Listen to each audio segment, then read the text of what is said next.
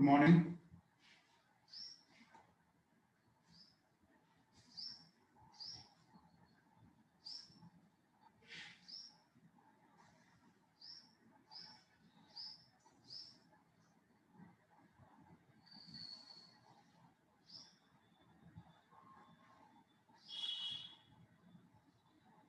Good morning, everyone. So, yeah. So, in the previous session, we have been discussed about the type of VS. Yes. So, in the previous session, we have been discussed about means the type of VS. So, I told you the definition of the weir and notch. So, notch is a small metallic plate that is provided on the top of the side of a channel, whereas a weir is a structure that we constructed in the channel. So, but if you see the cross-sectional views of both, while the flow is happening, that is going to be same for the rectangle weir means, and here is going to be the notch. And the notches and weirs, they can be any shape. They can be triangle, they can be trapezoid, and based upon the crust, it can be a sharp crusted weir, or it can be a narrow crusted weir, or it can be a broad crusted weir, or a ogee shaped weir. And based on the end contractions, we call it as a suppressed weir, or we call it as the weir without any with end contractions or without any end contractions. Okay.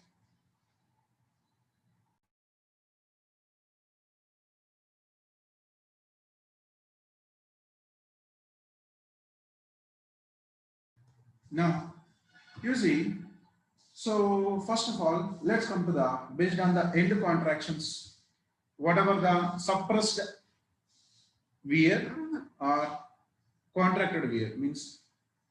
Suppressed means without end contractions. Contracted means with end contraction. So what is this end contraction? End contraction, sir. Now you see, sir. Look, have you observed? If you observe, whatever the shape over here, you see, whatever the shape over here, if you observe over there, in this shape,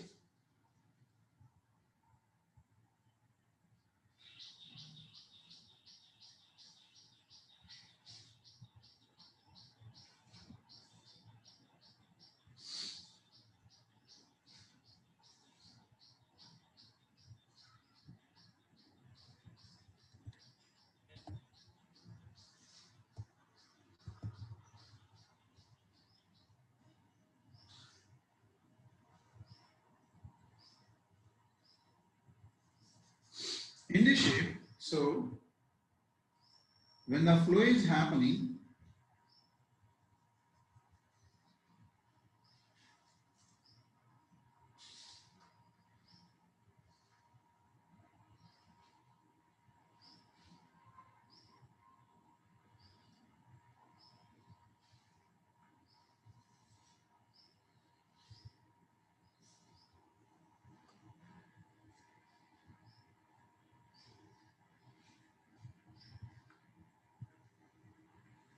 yeah. So now if you see the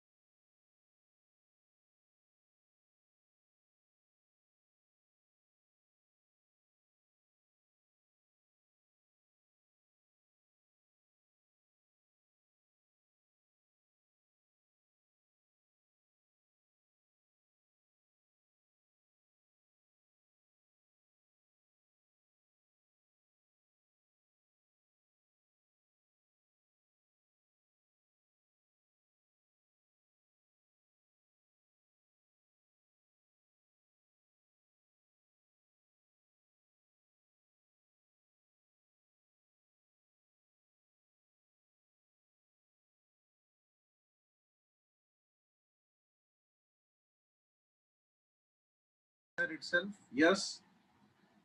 So my voice is and video is clear. Yeah. Now let's say about the so based on the end contractions, I was discussing about that without end contraction, we call it as a suppressed VF, and with end contraction, we call it as a with end contraction, we call it as contracted VF. Okay. See, if whatever this end contraction is there, right? This is nothing but the end contraction. The meaning of this one is a end contraction. So whatever this space, let's say, look. So the flow of water over here.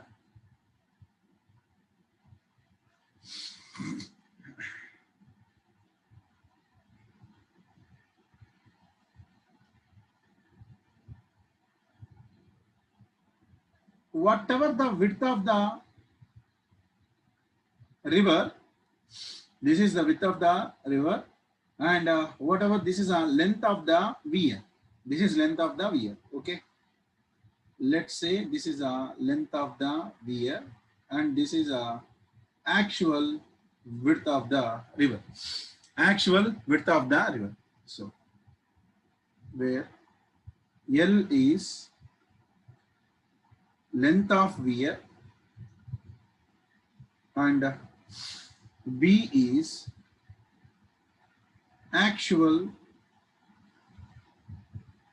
width of a river. Okay. See, whenever the length of the weir is less than a width of the river, whenever the length, why I am saying length and width, sir? Because are we going to construct the weir across the river or along the river? Across, perpendicular. Means if the width direction of river, then that is the length direction of the weir. I hope people are there. Okay. So now when L is going to be less than B, when the length of the weir is less than actual width of the river, then we call it as a contracted weir. Then we call it as a contracted weir. And whatever, this is nothing but these are nothing but end contractions. These points are nothing but the end contractions. So these are end contractions. So what happens in the case of the end contractions, sir?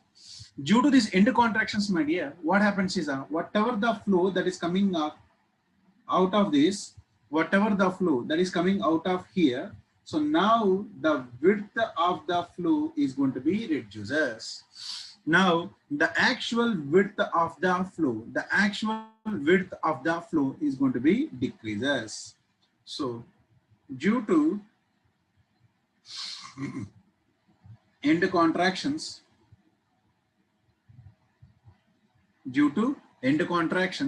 the contact of fluid with the sides will be less.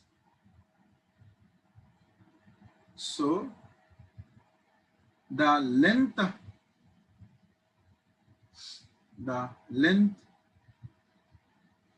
of waterway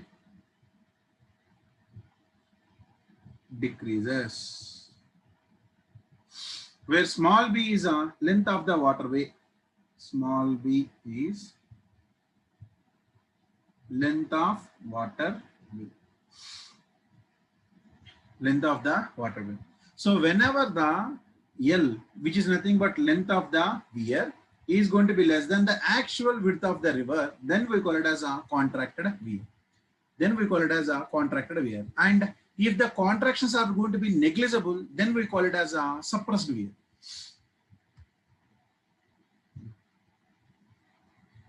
If contractions are neglected,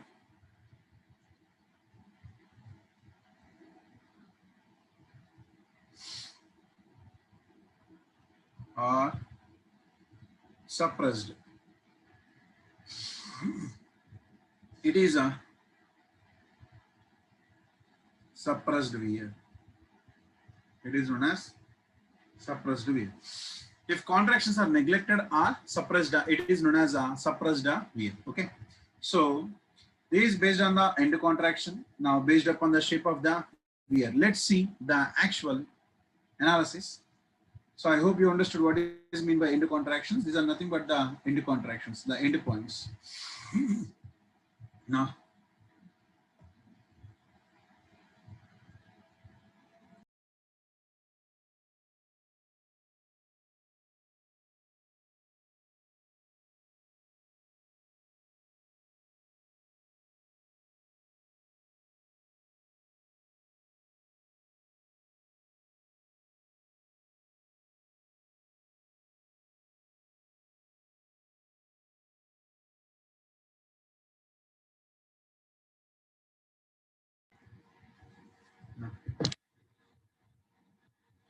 rectangular, now rectangular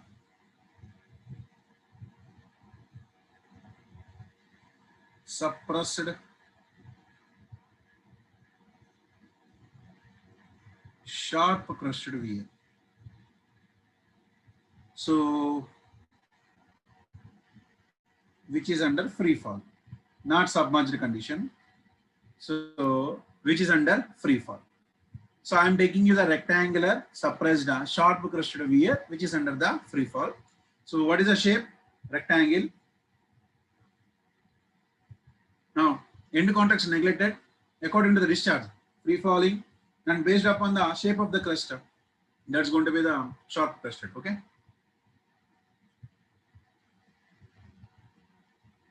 Now let's say this.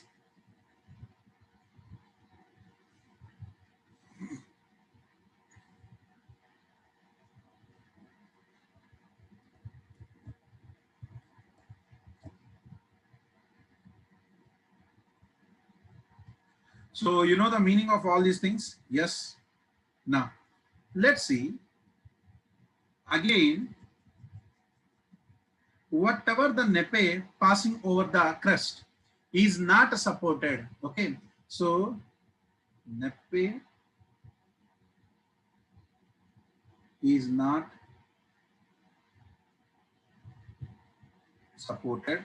So the pressure above and below, the pressure above and below. So whatever the pressure above the weir means above the nepe, this pressure above the and below the nepe is atmospheric. Is atmospheric pressure. Okay. Now let's see. This is nothing but the atmospheric pressure. I have explained the similar point in the case of the orifice also. As I told you, the analysis there and here, you're going to see very near to that. Okay, so how observe it clearly. Now, you see, so let me take this as a nepe, which is going to be not supported. So the pressure above and below is atmospheric pressure. Now, where H is the head of water, above weir crust, above weir crust. Okay, so now everybody look over these conditions clearly. Now let me take two sections. This is section number 1 and this is one more section just over the crust of the weir. This is nothing but the crust, right? So just over the crust of the weir, I'm going to take one more section, one more point 2, which is at a depth of small h, which is at a depth of small h. This is small h and this is going to be the capital H. So I'm going to show off that one in the case of the section also, but as a point. Now apply Bernoulli's, and before going to that, let's say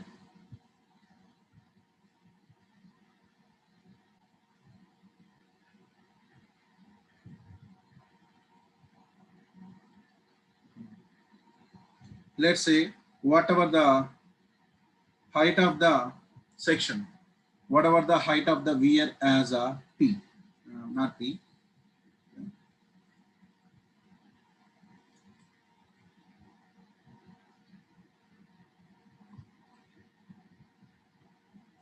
Let's say that is a Z. Let's say that as a Z. So what is Z here? The Z is nothing but height of wear. The Z is nothing but height of wear, and let's take it as an arbitrary datum. Now, applying Bernoulli's on 1 and 2. Applying Bernoulli's on 1 and 2. Okay. So now, if I apply the Bernoulli's on 1 and 2, now you see here at this point, what is the Bernoulli's principle? Come on, P1 by rho g plus V1 square by 2g plus Z1 is equals to P2 by rho g plus V2 square by 2g plus Z2. Okay. Now, everybody, you know that at this point, pressure is going to be atmospheric, so gauge pressure is going to be 0. And at 2 also, the pressure is atmospheric, so it is going to be 0. At a free water surface, pressure is atmospheric, and on the nappe, it is not supporting anything. Yes, it's a sharp crust. It's just a point. So there is no support. There also pressure is going to be 0. And now coming over here, this is going to be velocity head, approach velocity head, approach velocity head. Sir, what is this approach velocity head? You see, I am going to send some water, right? So this is nothing but discharge. What is discharge? So you know that discharge is nothing but area into velocity. Okay. Now, when I say the approach head over here, you tell me, please. When I say the approach head over here, so whatever the approaching head, approaching velocity VA, then what is the area? Area is nothing but the area of the weir. See, what is that? Length of the weir into what is the total depth over here? H plus Z into VA. So where VA approach velocity is nothing but discharge by length of the weir into H plus Z. So assume if the depth means if the depth is going to be larger than the height of the weir, or if Z is going to be more, approach velocity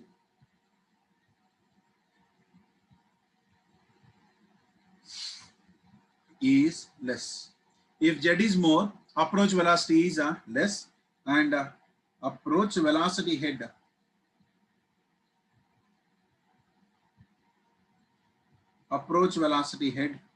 HA is equals to VA square by 2G is going to be neglected.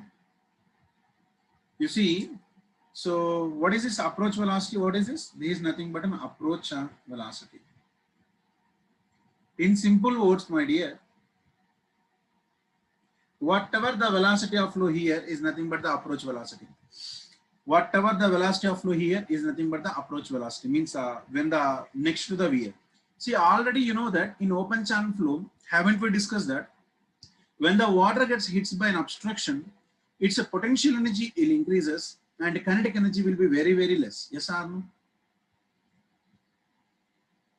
And that depends upon the height of the weir. That depends upon the height of the weir. What is the height of weir? I am saying you Z. Now, I can write this is going to be neglected. And why I have given this reason? You see, if Z is going to be more, if the Z is going to be more, then the approach velocity is going to be very less. And what about the approach velocity head? VA square by 2G. Now come to the datum. What is this datum over here, please? The Z1. So in the case of the Z1, this is going to be from the 1 to, you see, whatever this total is nothing but the datum or not. Whatever this is nothing but total datum. What is that? H plus Z. And again, P2 by rho g is equals to 0. And you keep that V2 square by 2g as like that, similar. And coming to the Z2. What is this Z2, sir? See, Z2 is nothing but H plus Z minus H. Can I write like that? What is Z2, please? What is Z2? Z2 is, you see, this is nothing but Z2. Yes or no? And how I get this Z2? H plus Z minus H. H plus Z minus H. Okay.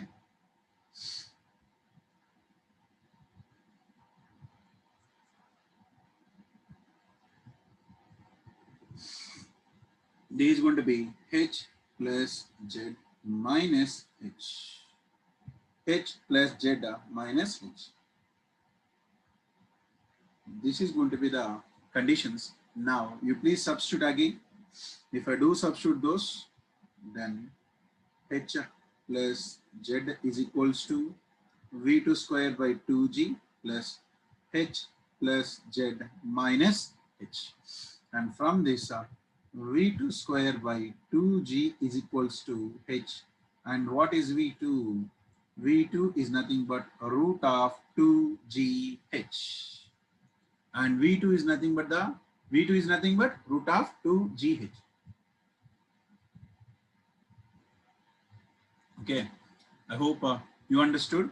See the same, this equation is exactly similar to the equation that I have been processed earlier. Go back. Yeah, here also same equation, right? Same here also I applied that whatever the Bernoulli's equation between 1 and 2, and there I mentioned here. So approach velocity head, the same thing. Yes, in the same thing I mentioned that approach velocity head neglected. And what is the datum here? So I am taking this as a datum H plus Z, and this is H plus Z minus H, and this is going to be V2 is known as a root of 2GH. So what is V2 over here? Velocity of flow over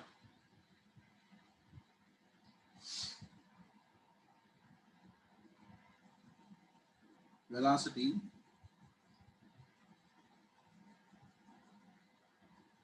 and this is nothing but a theoretical velocity. This is nothing but a theoretical velocity of flow over V. The theoretical velocity of the flow over V. Keep that in your mind. Have I taken any losses in this equation? Have I taken any losses in the equation? No, I did not take any losses. So when I don't take any losses, this is the value, theoretical value. Now, due to the losses, the actual velocity would be less than this. Yes or no? Due to the losses, the actual velocity is going to be less than this. Now, you see, my dear, this is about the longitudinal section I got to know. Okay.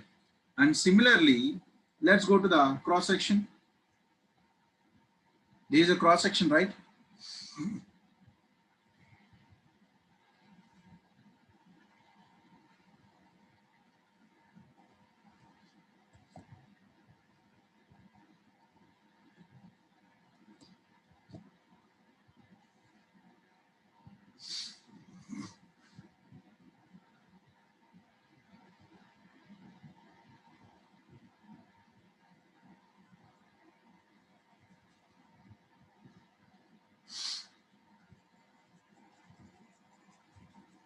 Okay. Now, there is a cross section here. Let's see that.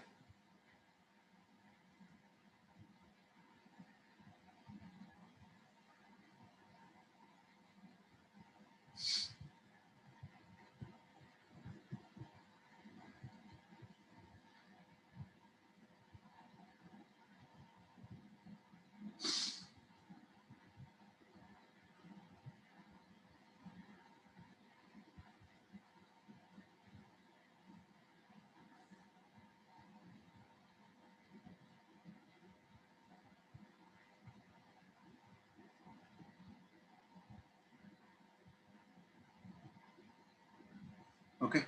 So whatever the total head of water is a capital H. And you see from this figure, I am taking a section 2. See, whatever the velocity I am giving you, that V2 is at a depth of H from the water surface. Yes or no? So now let me take a small section over here.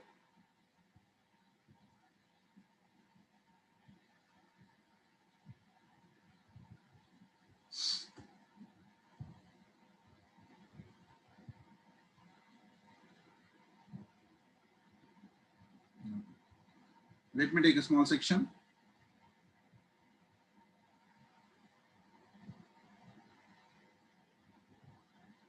And this section is going to be located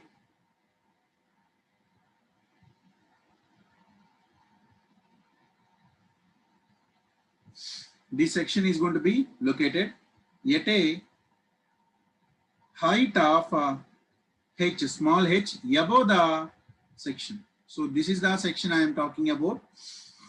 And let's take this portion as a dh. Let's take this portion as a dh. Okay.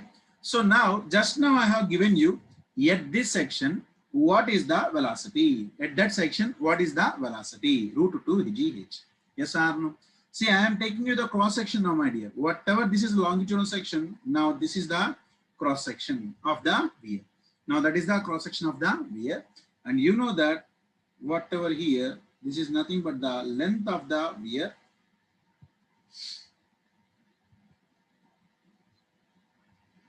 Here, this is nothing but the length of the weir. Now, can you tell me in that elemental length, in the elemental length of dh or elemental height of the dh, can you please tell me what is the discharge passing through the flow channel? So for this element, the discharge, so the elemental discharge dq is nothing but, what is that dq? Area into velocity, velocity into d, velocity into d. And whatever the velocity I got is root 2gh. Okay.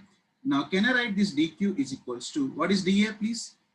What is the area of this element please? The element area is nothing but, you please observe, what is the elemental area? L into dh into what is velocity? Root of 2gh. See, simple point, the h is always, wherever you take that point, whatever the height of water above that point is nothing but h. Is nothing but h. Okay. So now L dh is into root of 2gh. From the free water surface to here, the h is going to be increases or not? At a free water surface, h is going to be 0. At this point, h is equals to 0. And at this point, h is going to be capital H. Okay. Now, this is an elemental discharge. But I want a total discharge. So, integral of dq is equals to integral of LDH root of 2gh. And when the integration is going to be happen, the integration is going to be from the h, from the free water surface to the crust. Because this is an element I have taken which is at a depth of small h. Okay. So now you please observe, whatever this is nothing but theoretical. Theoretical discharge. So everything I am going to take in the case of the theoretical discharge only. Now the theoretical discharge Q is equals to L root 2g integral of 0 to h root h. So now root 2g into L into integral of root h to the power of 3 by 2 by 3 by 2 ranges from 0 to h. Ranges from 0 to h. Now if you write, then this is going to be 2/3 into root 2g into L into h to the power of 3 by 2. This is a Q theoretical.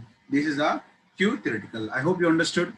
2 by 3 into root 2g into L into h to the power of 3 by 2, and where h is the head of water above the crust. And now the actual discharge,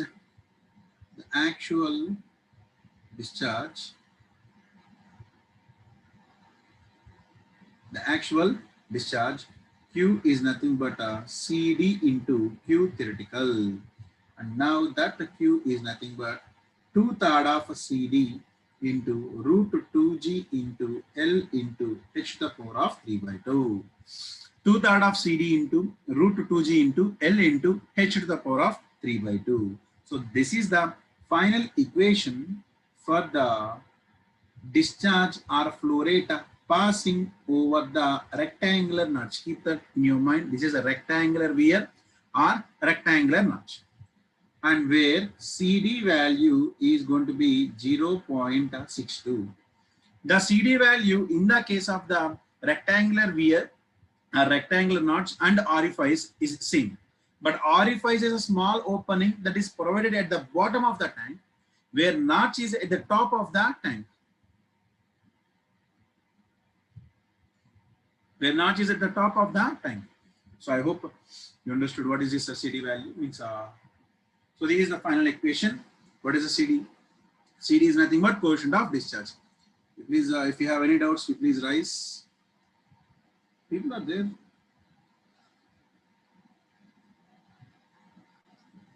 So these are rectangular, and what is this? Suppressed, and what is this? Sharp cluster.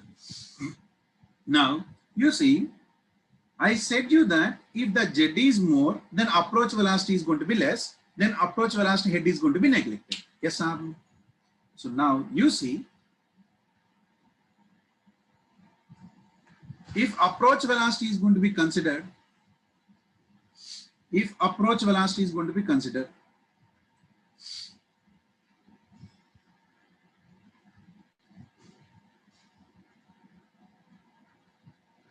if the approach velocity is going to be considered, then whatever this equation is there, right? In this equation, Q theoretical is equals to root 2G into L. Now, instead of integral, you see 0 to H. Then what is the approach head first? The approach head is HA. Then it is going to be H plus HA root H. See, what is the change I'm changing, and what is the change I'm taking here is if I consider the approach velocity also, means approach velocity head also.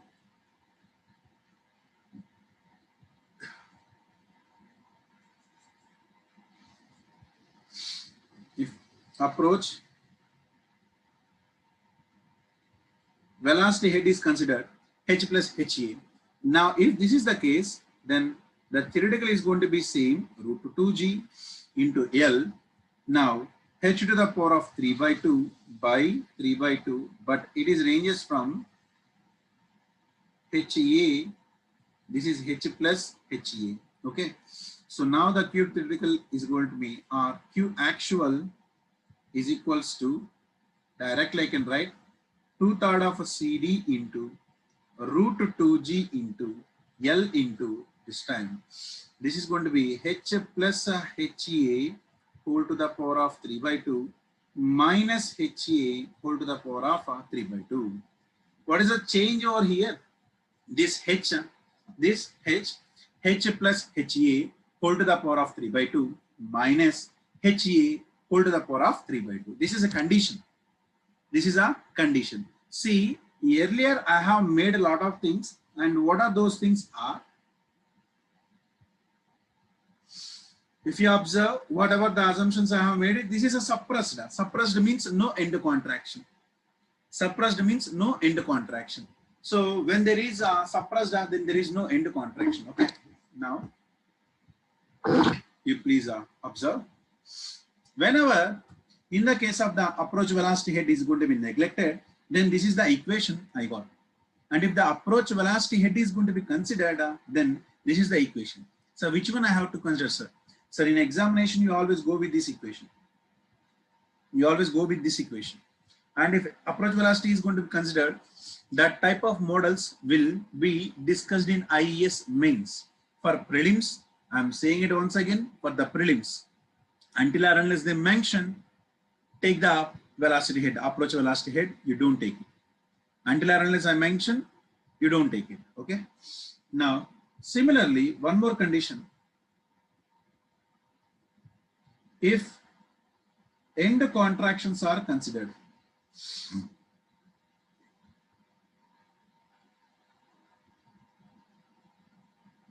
if end contractions are going to be considered, my dear.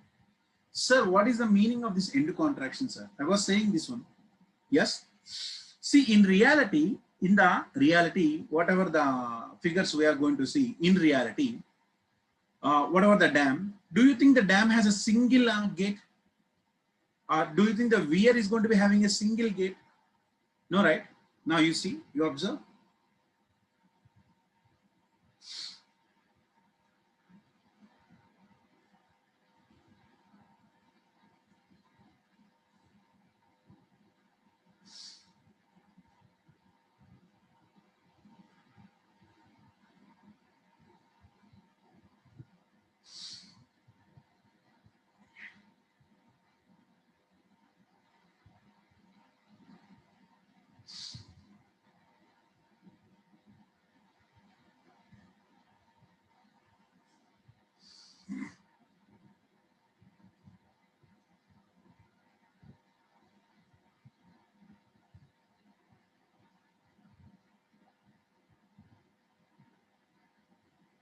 Yes. Yes. So now you tell me here, whatever these are nothing but the piers, and whatever this is nothing but the abutments, bridge abutment, or whatever the dam abutment are. So this is a dam, and whatever here, this is nothing but the weir. Now you see everywhere there is a water level. Yes or no? So this is the water. This is the head of water in the weirs. So whatever, this is a head of water H. Now, what is the length of the waterway? What is the length of the waterway? So the effective length of the waterway, see, these are nothing but the end contractions, right? You please observe, what is the length of the waterway? Come on, tell me. See, if L is the length of the weir, if L is the length of the weir, now I am asking you only one question. Are you going to take the total length of the weir into the consideration over here?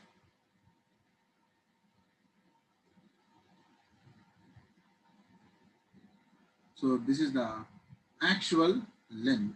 This is the actual length. So are you going to take the total length of the weir, total length here? No. The length is, I need to remove this one, first of all. I need to remove this piers also. Yes or no? So when I remove the piers, then the length of the waterway, the actual length of the waterway is going to be, now due to presence of the end contractions, number 1, number 2, number 3, number 4, number 5, number 6. How many end contractions are here? So 1, 2, 3, 4, 5, 6. So here I told you the meaning of the end contractions. These are nothing but the end contractions. Now, due to end contractions,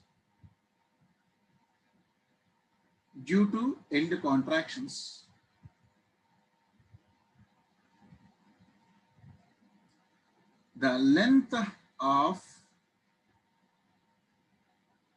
weir, reduces by 0.1 times h for every one contraction. For every one contraction.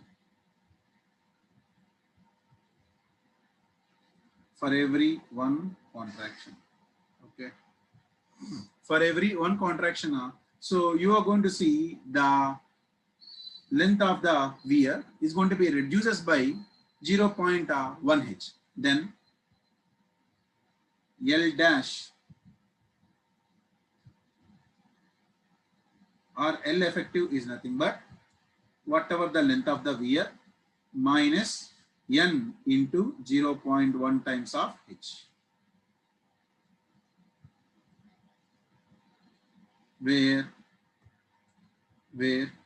N is number of end contractions, where L is number of end contractions. Okay, so when the number of end contractions are there, the number of end contractions in the figure. How many number of end contractions here? 6. The number of end contractions here are 6. Okay. Now you see, if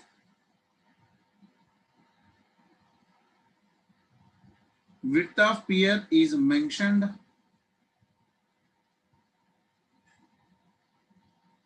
and considered, if the width of the pier is going to be mentioned on considered, so the effective length of the weir, so now what is the effective length over here? So the effective length of the waterway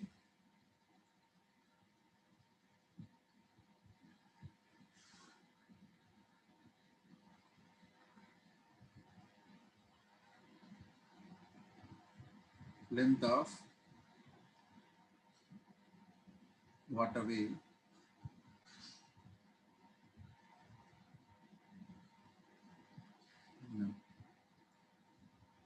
here, first L minus n into 0.1 into h minus, you have to remove the width of the total width of piece. Total width of the piece. Okay. So I'll give you one question based upon that. Give me a minute once. I'll give you a question based upon that.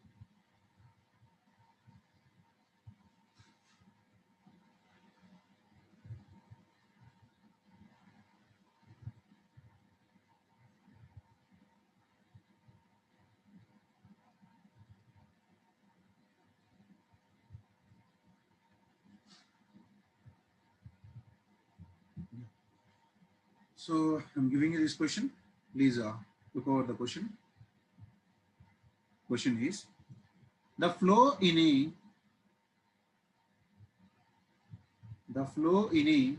2-meter wide rectangular channel. The flow in a 2-meter wide rectangular channel.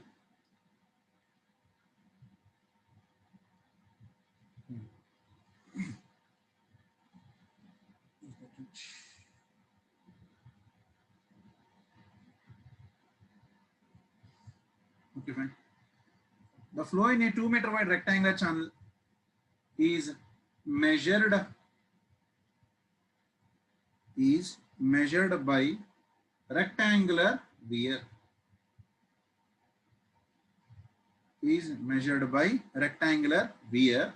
Of 1.5 meters length and 0.8 meters high. 0.8 meters high. Find the discharge. Find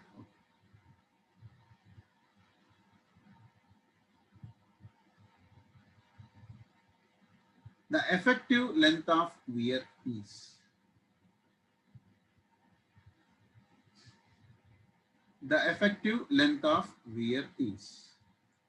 You please observe. See, I am asking you the effective length in this question. How, sir? Now you observe.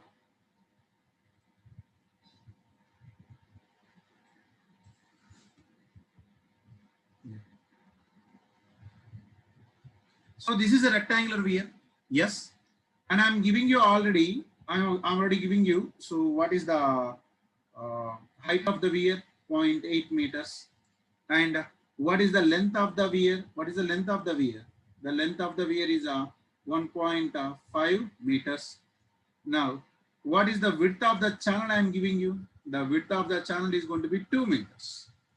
First point, see, as the length of the weir is less than the width of the width of the channel, then this is a contracted weir.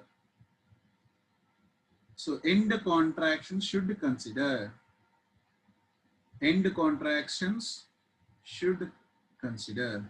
See, I already mentioned you in the given, when I give you, there are some pairs of channels. There are two pairs are in between, and you have to take the width of the pairs also. But in this question, I did not mention the width of the pairs. So now this is a contracted wear. How come I say this is a contracted wear? It's not suppressed wear. How come I say end contraction should be considered? I told you that. If you see, so whenever the length is less than the width contracted wear, and due to end contractions, the contact of the fluid with the sides will be less. So the length of the water will decrease, and what that length? That length is going to be L minus N into 0.1 into H. Okay. So now you tell me how many end contractions are there here? There are two end contractions. So N is equals to 2. Then what is L effective? Then what is L effective? So here I am giving you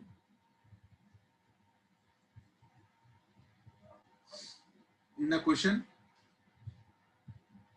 take H is equals to 0.5 meters. Take H is equals to 0.5 meters. So what is L effective? L minus 0.1 into N into H. What is given? 1.5 minus 0.1 into 2 into 0.5.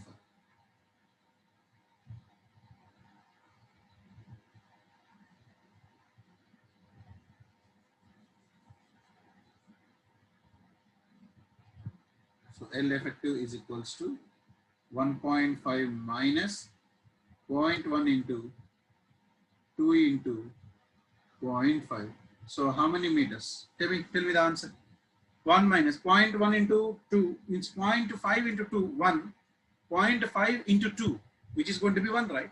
And 1.5 minus 0.1, which is going to be 1.4 meters. The answer is going to be 1.4 meters. The answer is going to be 1.4 meters. I hope you understood.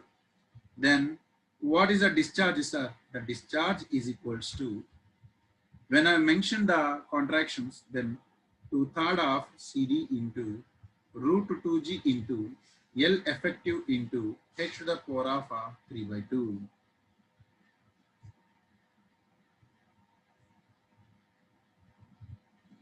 I hope you understood the length of the waterway.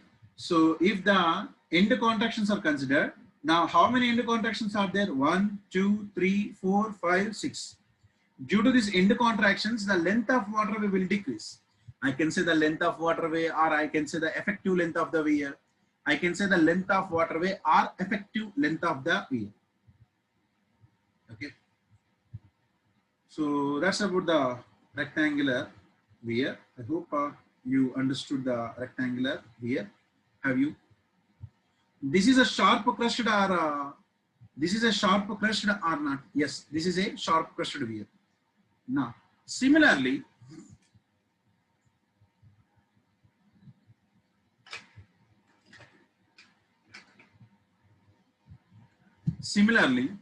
let's go with the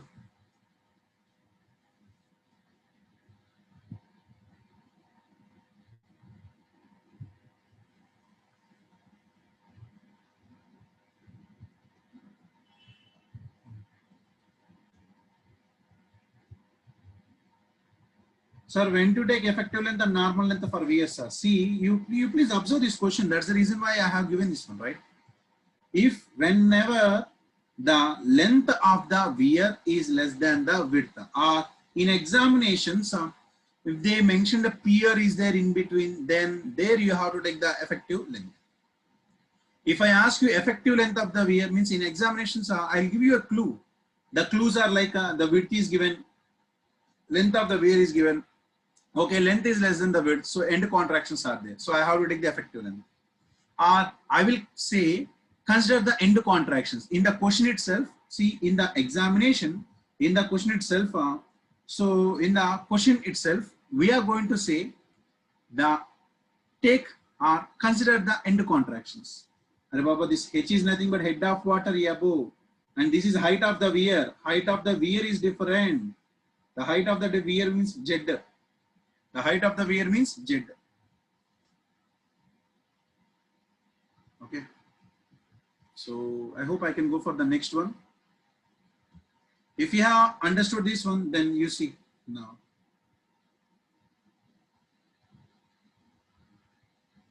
In the case of the triangle, this is a rectangle so far I have discussed. Now I'm going to discuss about the triangle.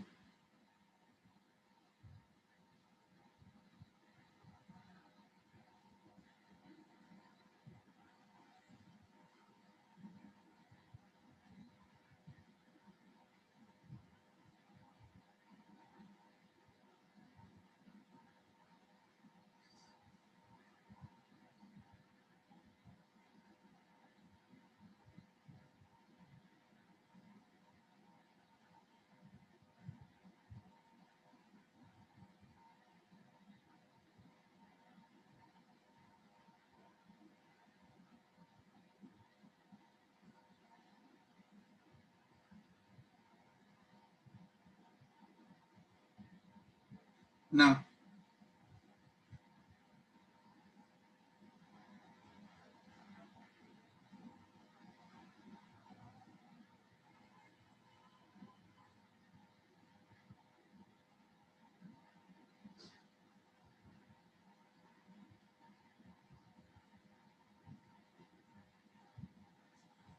so you see, these are water.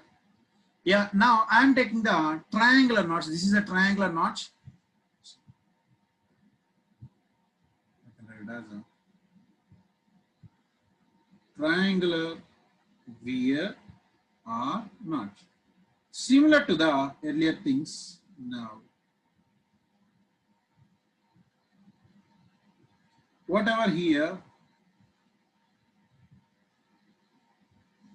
there is a water level. And you know the height of wear, right? And let me take a small element again.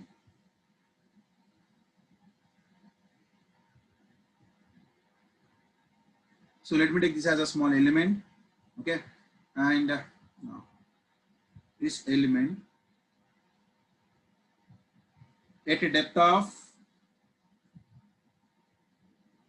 height h, and you know from the top of the water surface to the, this is the crust point again.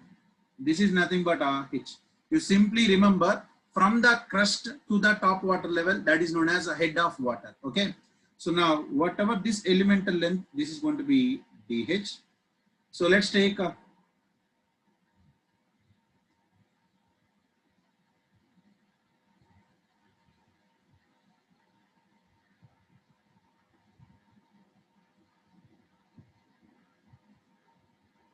this angle as theta by 2 and this angle as a theta by 2, okay?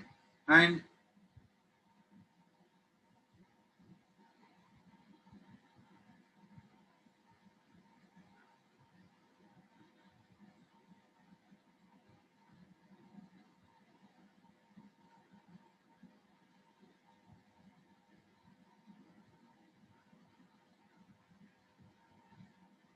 whatever this length as a x, okay? So now what I'm going to do here is from this point, can I write, from this point, can I write, see this height, remaining height is nothing but h minus h. H minus h. I think I can maximize this.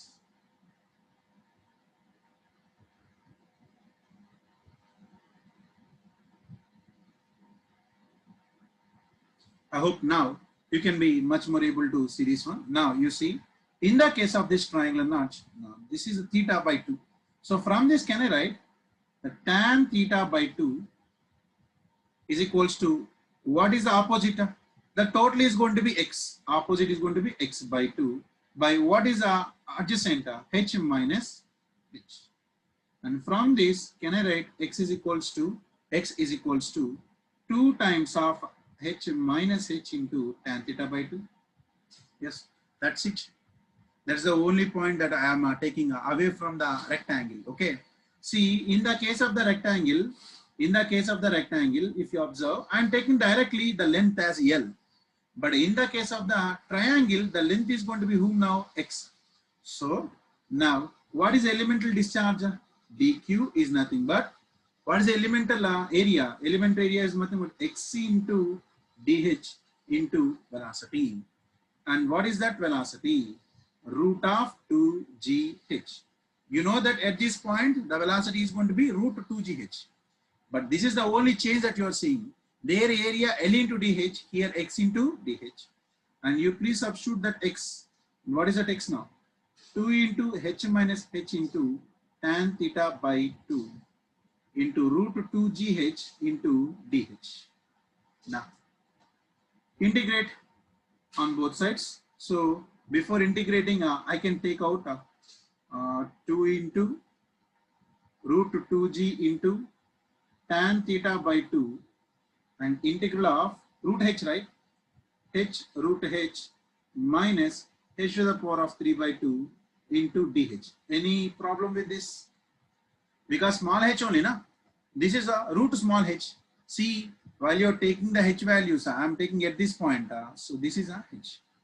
And it is varies from 0 to h from the starting. Okay. Now integrate, please. If you integrate root 2g into tan theta by 2. So integrate h root h. H root h means h into h to the power of 3 by 2 minus h to the power of 3 by, this is by 3 by 2.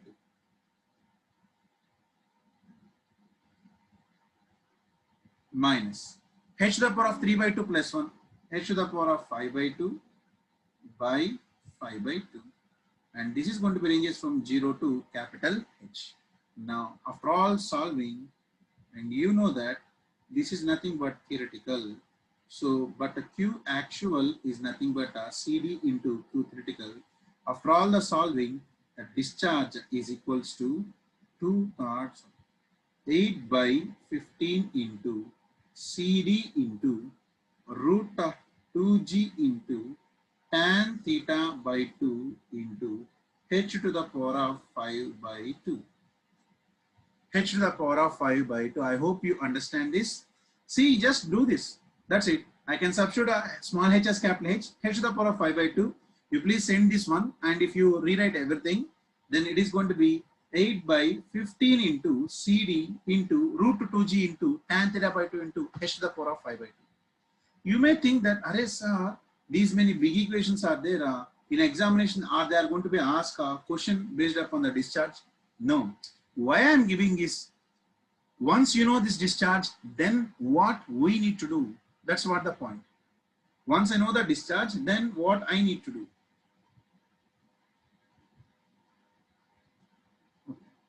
So this is for the triangular weir or a triangular notch. This is for the triangular weir or triangular notch.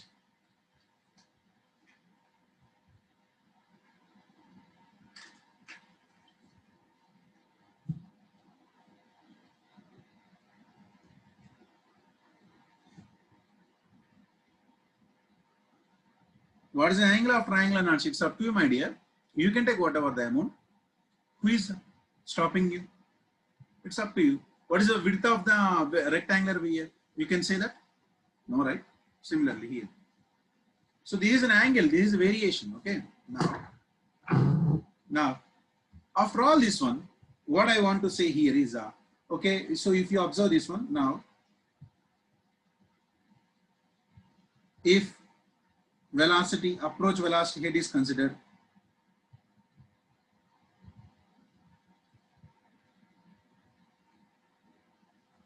if approach velocity head and end contractions are considered,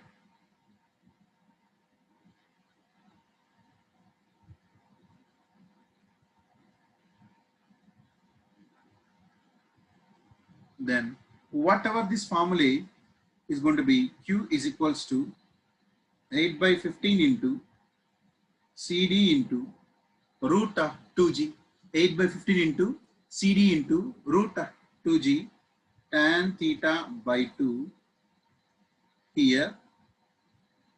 This is going to be no length, right? In the case of the triangular, end contractions are not going to be there. So that is the reason why I'm going to see over here, if approach velocity head and end contractions are considered, means where in the case of the triangular knots, that is the biggest advantage. That is the biggest advantage. So no end contractions. No end contraction. Because there is no length. Is there any length over here? Please tell me. What is the length of the weir? Can you please tell me? No. What is the length of the weir? This is the point, right? At the bottom. So the water must have to sit over there. Okay. CD 8 by 15 into CD into root 2g into tan theta by 2 into h plus HA whole to the power of 5 by 2 minus HA whole to the power of 5 by 2. That's it.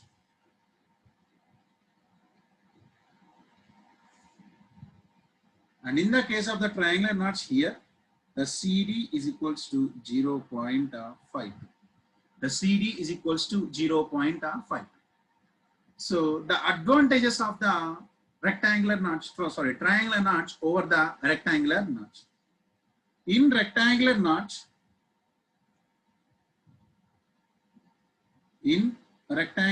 knots, CD value varies. CD values varies with respect to head of water H. But in triangular knot, CD value is constant.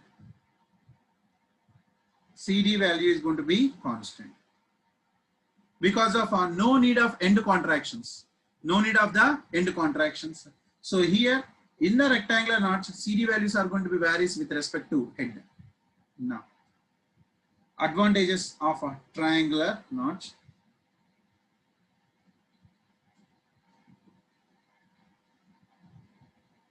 Advantages of the triangular knots. So the advantages of the triangular knots are going to be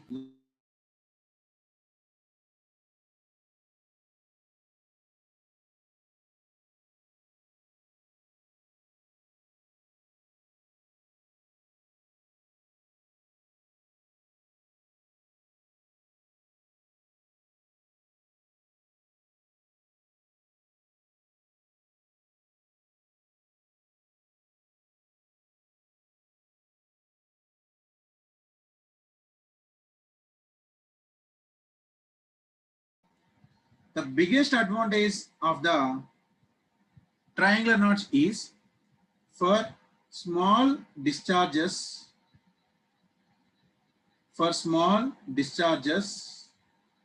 It gives accurate results. For small discharges, it gives accurate results. The triangular knots gives for small discharges, it is going to be gives accurate results. Number one. Number two is CD value is fairly constant. The CD value is going to be fairly constant. And number three here, for small discharges, it gives accurate results and CD value is going to be fairly constant. Now, for small discharges also, the head value, see here, Q is directly proportional to the h to the power of 5 by 2, right? And if you see in the case of the triangular knots, so rectangular knots, Q is directly proportional to the h to the power of 3 by 2. So power 3 by 2 is more or power 5 by 2 is more. Power 5 by 2 is going to be more. Okay. So for small discharges also, as a head h is more, the effect of surface tension will be very less.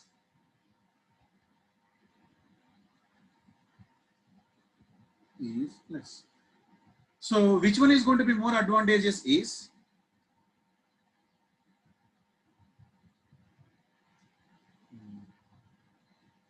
does this important to get Mr. Harshavardhan Dosapati? This is not for GATE, my dear. I already said this. This is for the ESC. And why you are asking for the GATE? Yeah. See why CD part is going to be constant over here is in the case of the rectangular notch, due to the end contractions, the L is going to be changes and head is also going to be varies. The head value is less, right? If Q changes, head also varies. Okay, so that's the reason why in the rectangular notch, CD value is going to be varies. So due to lot of variations are there, but in the case of the triangular notch, we are not going to consider any end contractions.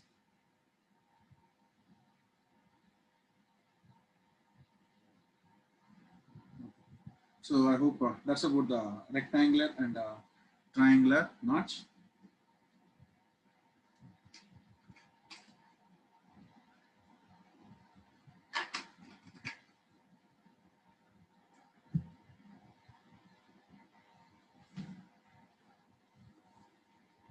Okay. Now coming to the next one, trapezoidal notch.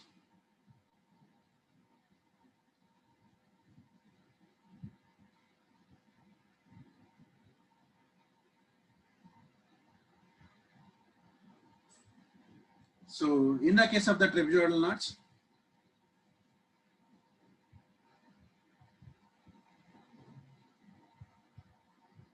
I'm not going to derive anything over here.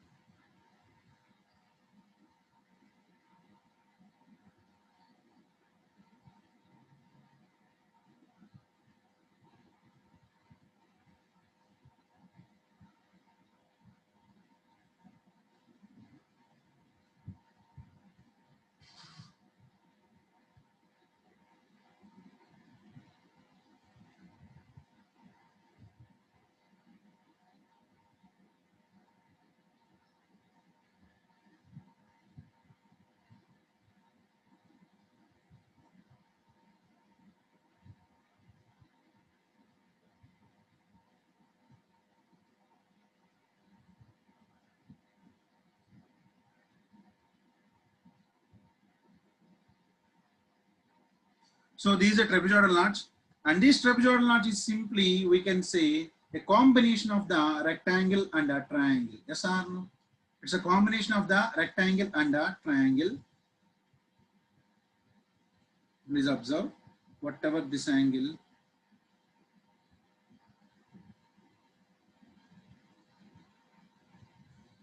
So here, this angle is theta by 2. So now, you please tell me what is the head of water? H. The head of water is going to be H, and this is the free water level. So it's just a combination of the rectangle. See, the discharge passing through the trapezoidal is equals to the discharge passing to the rectangle plus the discharge passing to the triangle. The discharge passing through the rectangle and the discharge passing through the triangle. Okay. So now you please observe over here. So what is the trapezoidal then? We can add up of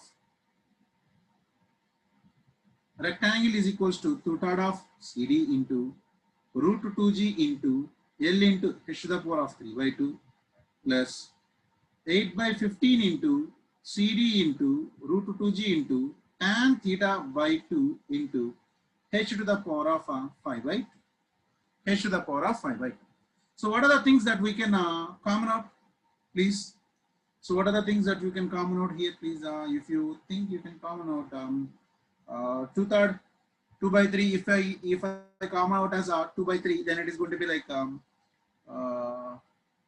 how much? So if I common this one as a 2/3, then 4 by 5. 4 by 5. Okay. So 2 by 3 CD into root 2g, I will take it as common. Then this is going to be L into h to the power of 3 by 2 plus 2 4s 3 5s into tan theta by 2, or I will take one more thing common.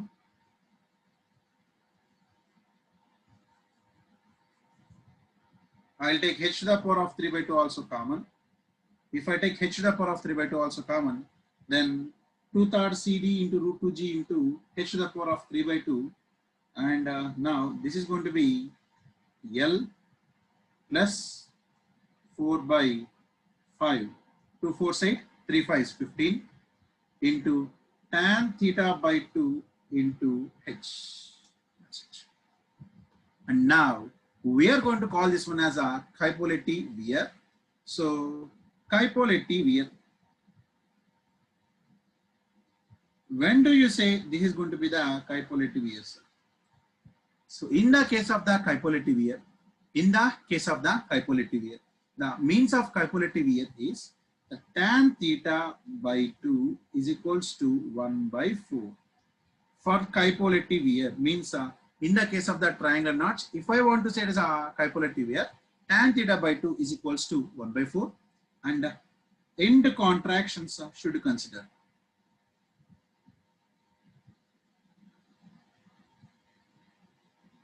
So when end contractions are going to be considered,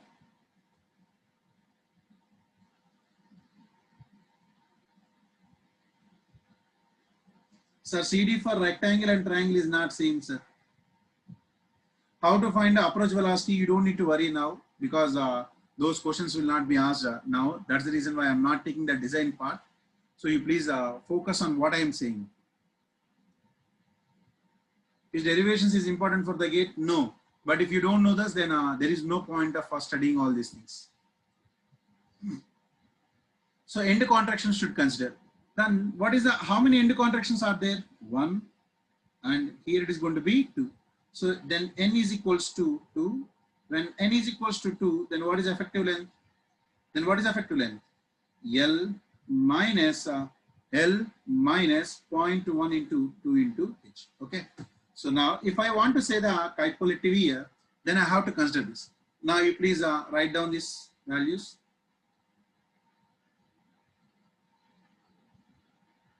So now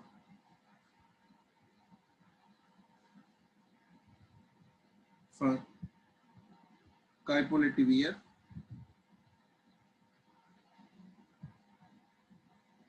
Q is equals to 2/3 of CD into root 2G into H to the power of 3 by 2 into L effective plus 4 by 15 into 4 by 5 into tan theta by 2 into H. So this is the values. Yes or no? So now what is this tan theta by 2? The tan theta by 2 is nothing but 1 by 5. Now the tan theta is nothing but 1 by 4, not 1 by 5. So, and this L effective is equals to L minus 0.2H. L minus 0.2H. So now if you substitute, directly I can substitute over here. Can I?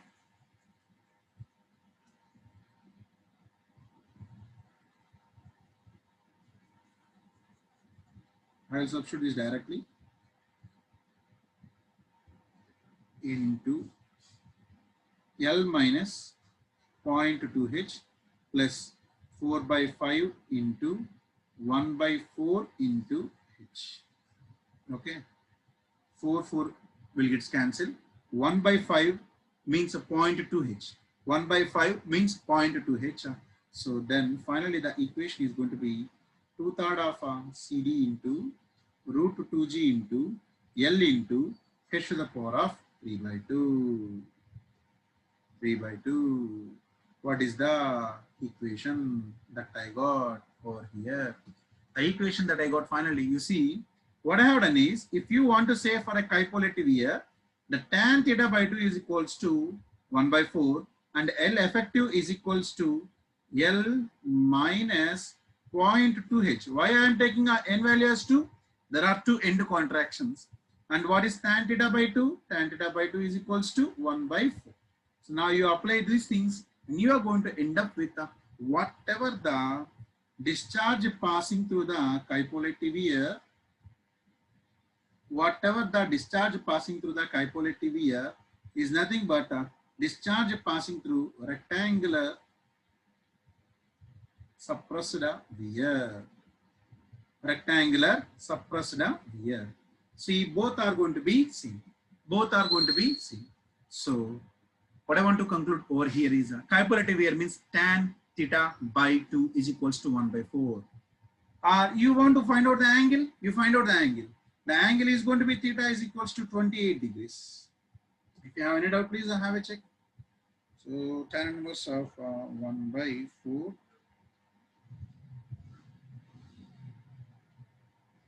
into 2.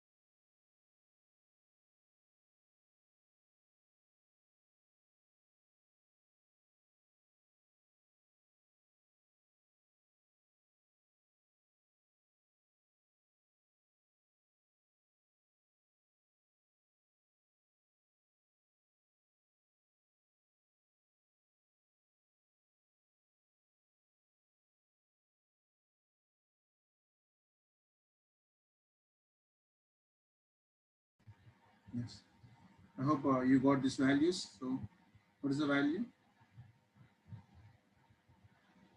There is no break. There is no break today because we will be completing this, and it's half an hour, 40 minutes. Within a half an hour, 40 minutes will be complete, and we'll leave. See, these are the things. See, why I said all these things is at the end. Now, you please observe.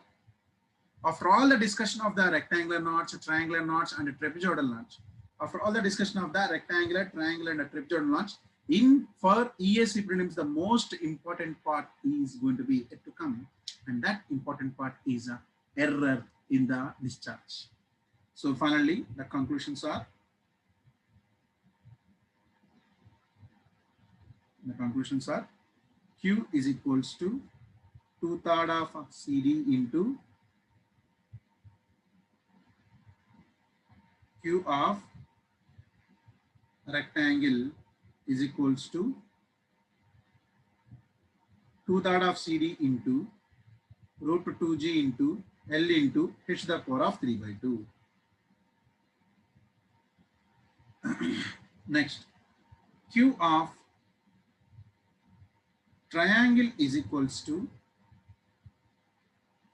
8 by 15 into CD into root 2g into tan theta by 2 into h to the power of 5 by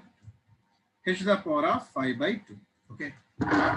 And you know that Q of capillarity wear is nothing but a Q of a rectangular wear. So from this, can I write Q is equals to some constant K into h to the power of n? Q is equals to some constant K into h to the power of n? Yes or no? And that n is going to be, for rectangle, it is going to be the n value as a, for rectangle, the n value is going to be 3 by 2.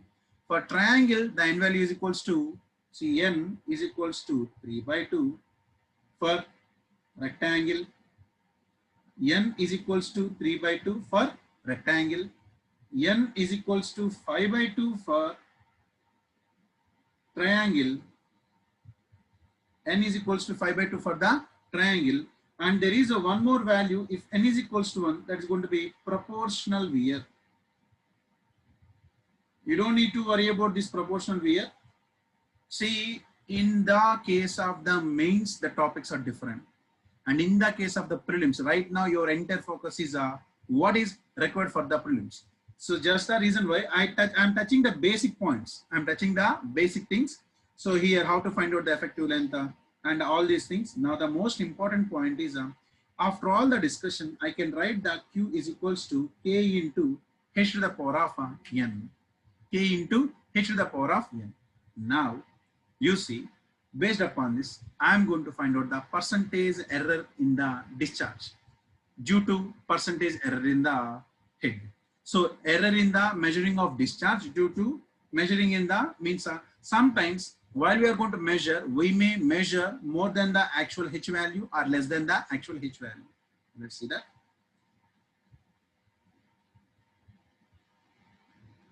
Percentage error in discharge due to error in head. Okay.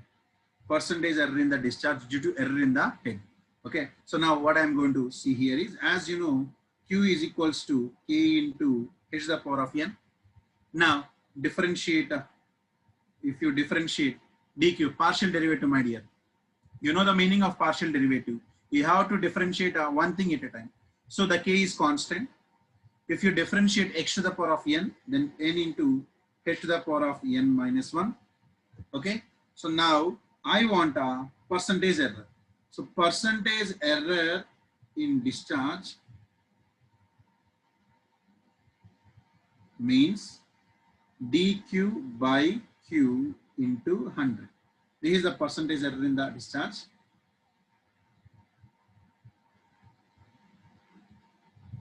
Okay.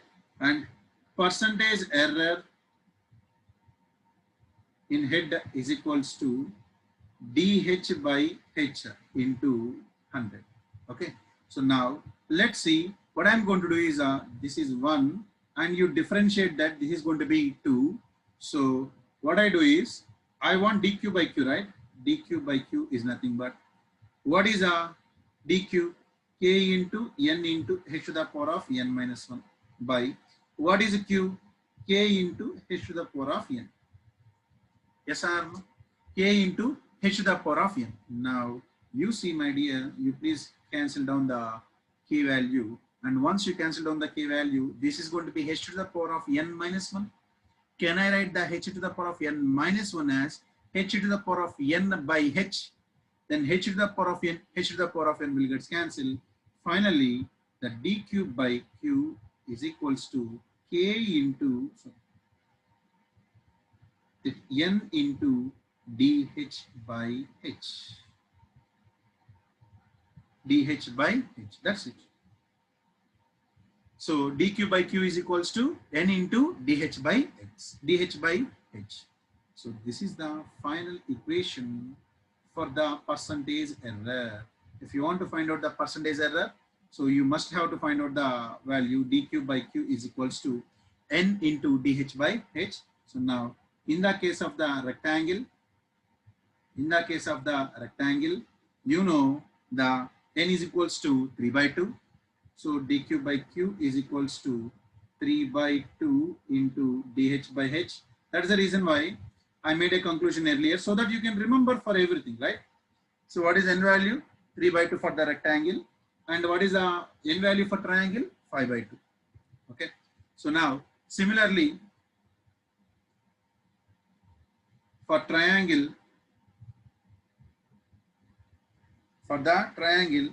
dq by q is equals to 5 by 2 into dh by h. And keep that in your mind. This is for the small errors only. This is for small errors. For small errors only. And sir, what about the large errors, sir? See, these small errors means 0.1%, 0.2%, or less than 3% also. But now, for large errors, which means more than 5.5% of error in head. If you see more than 5% of the error in head, then you cannot go with these equations. This is for the small errors only. And if you are going for the large errors, then give me a minute, please.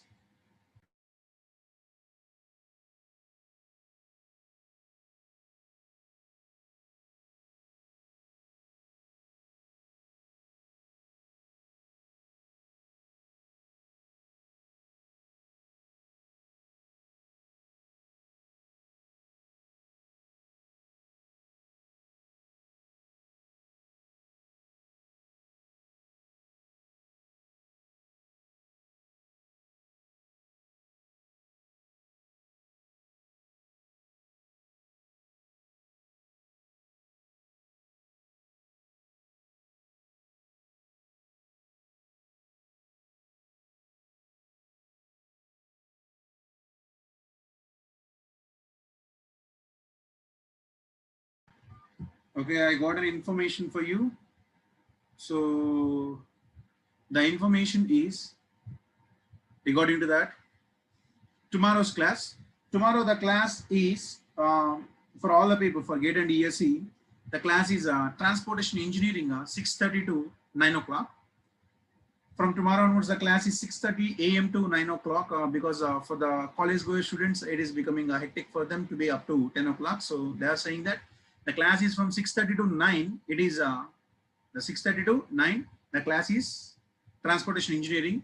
And for the remaining people, I think from 9:30 onwards, 10:30 onwards today, there is a class. Hydrology is there, right? That is common. So 10:30 onwards, the class is hydrology only, that is common. But from tomorrow onwards, the morning class is 6:30 a.m. to 9 p.m. transportation engineering. Okay. So now, for coming to the large errors, what is the meaning of large errors, sir? Then dq by q is equals to q2 or q2 minus q1 by q1. q2 minus q1 by q1. So our q actual,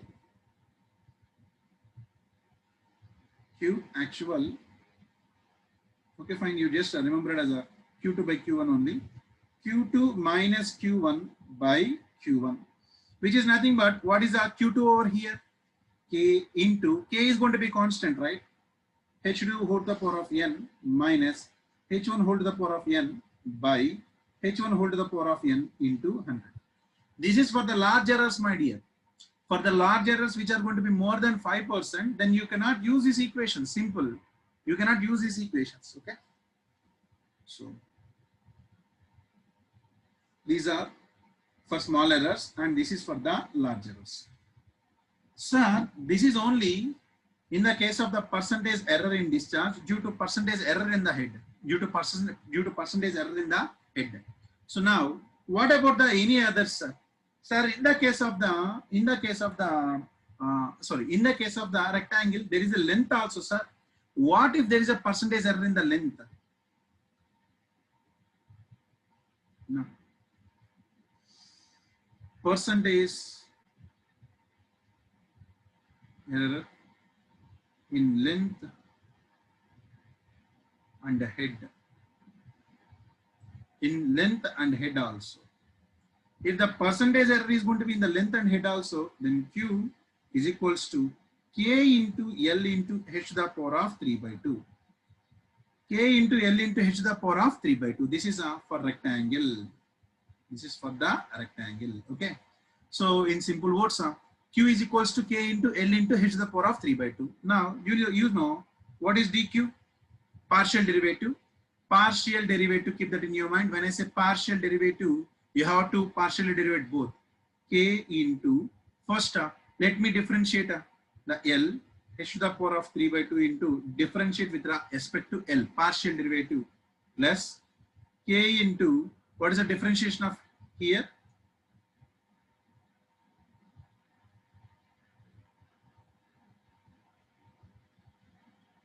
This is N, this is N.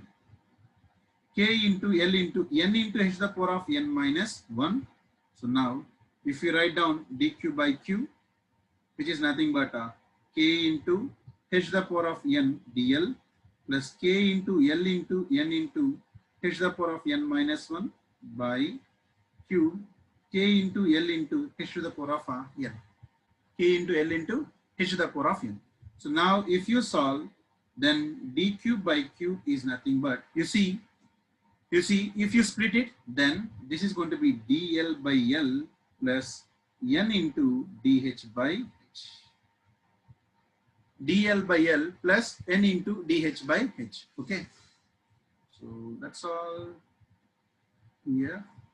I hope you are able to understand this. In simple words now, the L does not has any power, right? dq by q, dl by dl. And H has power N into dH by H. Whatever this N is nothing but for rectangle, it is going to be 3 by 2. For rectangle, the N value is going to be 3 by 2. Similarly, percentage error in angle. Percentage error in the angle, because See in head I have given, in head I have discussed that. In head I have discussed that for triangle d theta dq by q is nothing but 5 by 2 dh by h. But now in the triangle there is a one more thing that is nothing but theta. So percentage error in the angle, which means nothing but d theta by theta. D theta by theta. What is d theta by d theta into percentage means 100%. I don't need to write the 100% again and again. So d theta by theta. I want this. Again, this is for triangle, my dear. Percentage error in the angle means a triangle. K is directly proportional to tan theta by 2 into h to the power of n. So I am not taking any angle in the head. I am taking only the theta. So now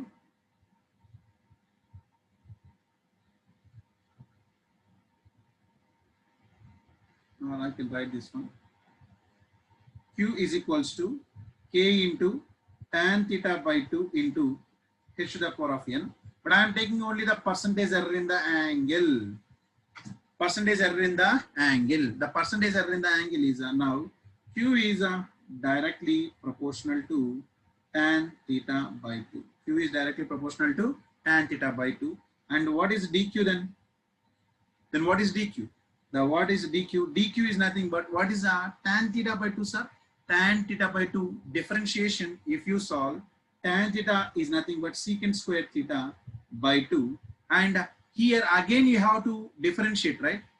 Again you have to differentiate theta, then this is going to be d theta by 2. D theta by 2, because secant tan theta means secant square theta. And again there is a d theta by 2, which is nothing but 1 by 2 into d theta. That's it. So now dq by q is equals to tan theta by 2. Sorry. Secant square theta by 2 into d theta by 2 by tan theta by 2. Okay. So now don't cancel down the theta. dq by q is equals to, I can write this secant square theta as you see d theta by 2 into secant square theta cos square theta by 2 into tan theta by 2. Yes, and you know that cos theta by 2, tan theta by 2 is nothing but sin theta by 2 into cos theta by 2. Sorry, sin theta by 2 by cos theta by 2. So cos will get cancelled. Then d theta dq by q is equals to d theta by 2 d theta by 2 cos theta by 2 into sin theta by 2. But what I want is, you see, what I want is d theta by theta. I want is d theta by theta, but I got only d theta. So multiply and divide with the theta.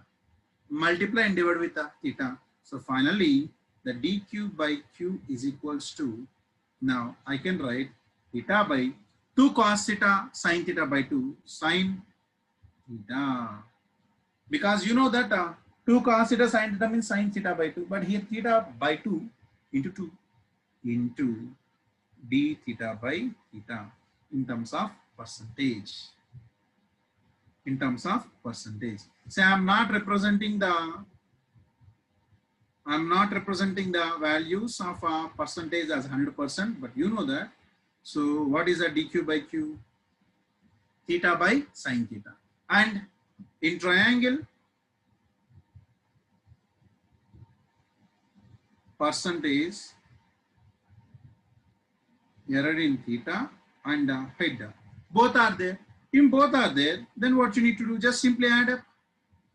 dq by q is nothing but theta by sin theta into d theta by theta. This is a percentage error for the theta, plus n into dh by h, where n is nothing but 5 by 2. Where n is nothing but 5 by 2.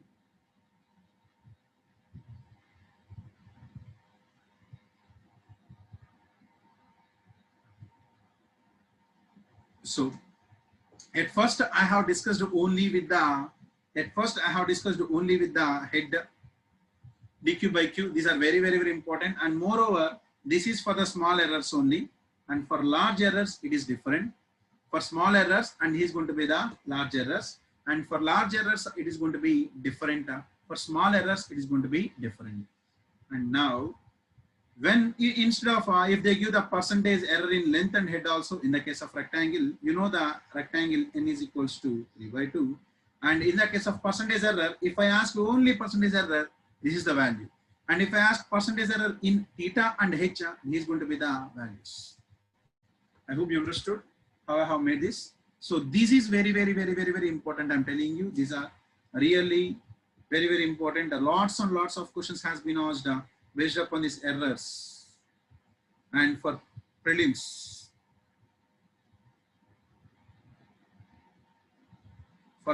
this is highly important.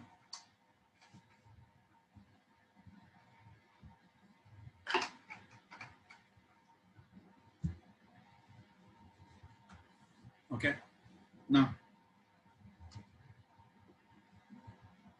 so questions, let me have some questions, please.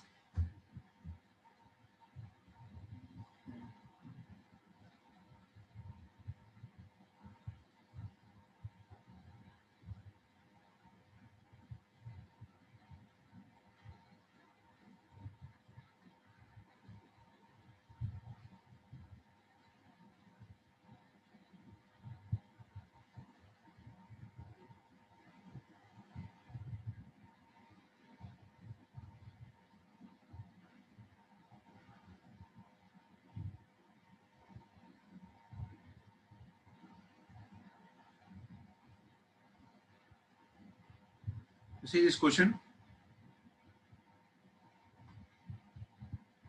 A 1.5 meter long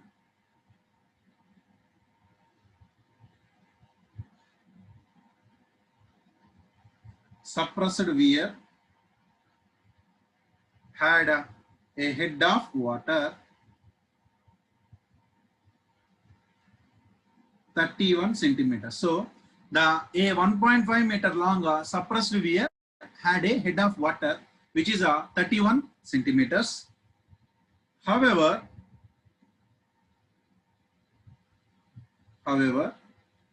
it was measured as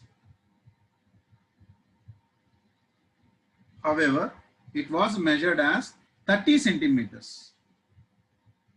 However, it was measured as 30 centimeters and used in computation. So in the computation, they have used only whom? 30 centimeters, my dear. See, the actual is 31, but it was measured as 30 and used how much? 30 only. And the percentage error in computed flow.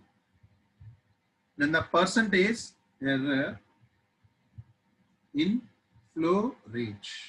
So this is what I am asking you. Look, my dear. So what is the length of the weir? 1.5. And suppressed weir has a head of water, how much? 31 centimeters. So, however, it was measured as 30. So, in the solution, I have to take, what is the measured value? 30 centimeters. What is the actual? Actual is equals to 31 centimeters. Okay. Now, as it is going to be dH by H is equals to 31 minus 30 by what is the measured? 30. And what is the computed? Computed is also going to be 30. Yes or no? So into 100. 31 minus 30. 1 by 30 into 100, which is going to be how much? So 1 by 30 into 100, which is going to be, so let's say 3.33%. So 3.33% means, is it less than 5%? Yes, less than 5%. So 1 by 30 into 100. 1 by 30 into 100, that is going to be 3.33, which is less than 5%. So as it is less than 5%, for small error, dq by q is equals to 3/3 of dH by H. dq by q is nothing but d/3 of dH by H. So 3 by 2 into what is dH by H, which is nothing but I can directly write 31 minus 30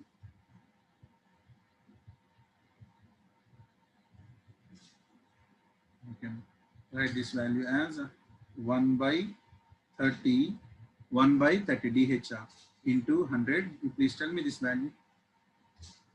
Or directly you can say right now. So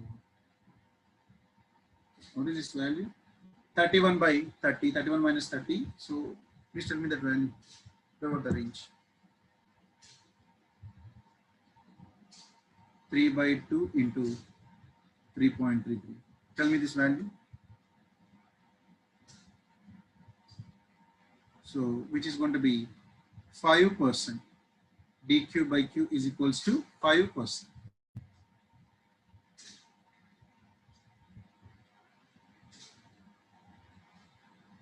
So however, it was measured 30 centimeters only. Yes. So this is the head. This is the head. So the head of water is 31. So and why, see here the point you need to mention is which one should I have to take h, which one should I have to take a initial h value, and which one should be the taken as a, means the denominator should be taken as a, should I taken as 31 or 30? You have taken as 30. Why? Because I used which one as a computation over here, 30. So I hope you understood this. For better understanding, I made this is going to be the less than 5%.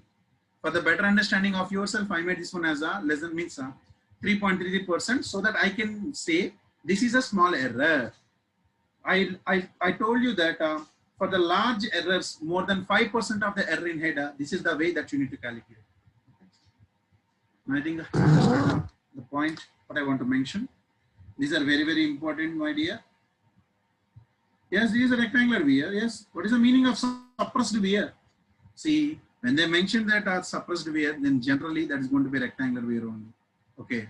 And the length is there. Na? In the case of the triangle, is there any length? Tell me. In triangle, are you going to see the length? No, right? Okay. Now, let's see one more question.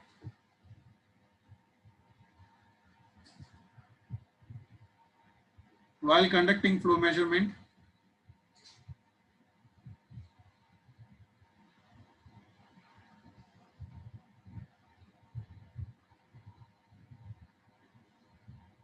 the flow measurement, using rectangular notch,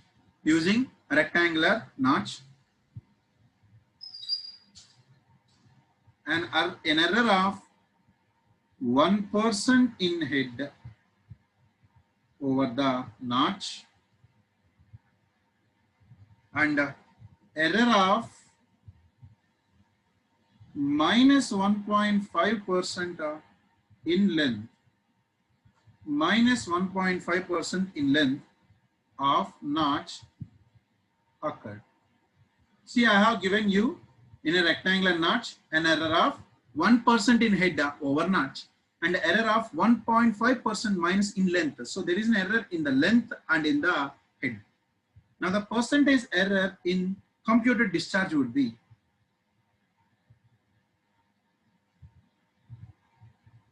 percentage error in discharge. I am asking you. So again, you know, this is nothing but a rectangular notch, and already they have given clearly mentioned what is the percentage error in the case of the head, 1%, and what is the percentage error in the case of the length, dl by dl, minus 1.5%. In rectangle, you know that just now I mentioned, you know, or simply I can write for, means for the examination point of view, how you remember? Q is directly proportional to K into L into H to the power of 3 by 2. So dQ by Q is nothing but dL by L plus 3 by 2 into dH by H. Already I have given a proof also. You can go through that proof. Yes, this is going to be the proof. And what is dL by L given? Minus 1.5 plus 3 by 2 into what is dH? 1. So minus 1.5 plus 1.5, which is going to be 0%. No change in the error. The answer is going to be 0. Already they mentioned in terms of percentage, right? It is going to be 0. I hope you understood. Hope so.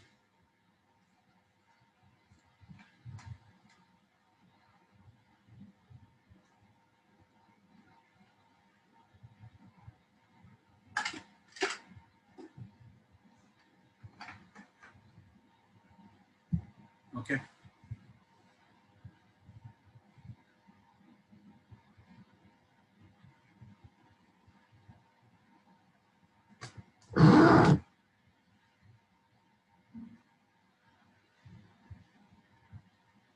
Tell us which subject scheduled from next day and what is the timing of the class from next day. Where are you, my dear? Where are you? I was saying that and I said that also. Tomorrow's class was transportation engineering and the timings were 6:30 a.m. to 9 p.m. And where were you?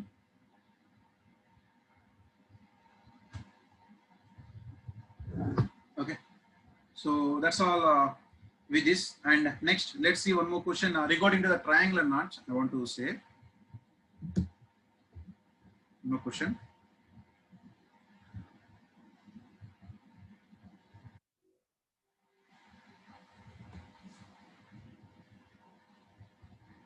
So 9 a.m. not 9 p.m. Sorry, 9 a.m. 6:30 a.m. to 9 a.m. Next question. The head over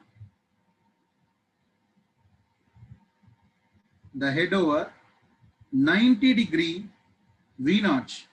V notch is nothing but a triangular notch. You can call the triangular notch as a V notch. Where increases from, you see, the wear, it's 9 a.m.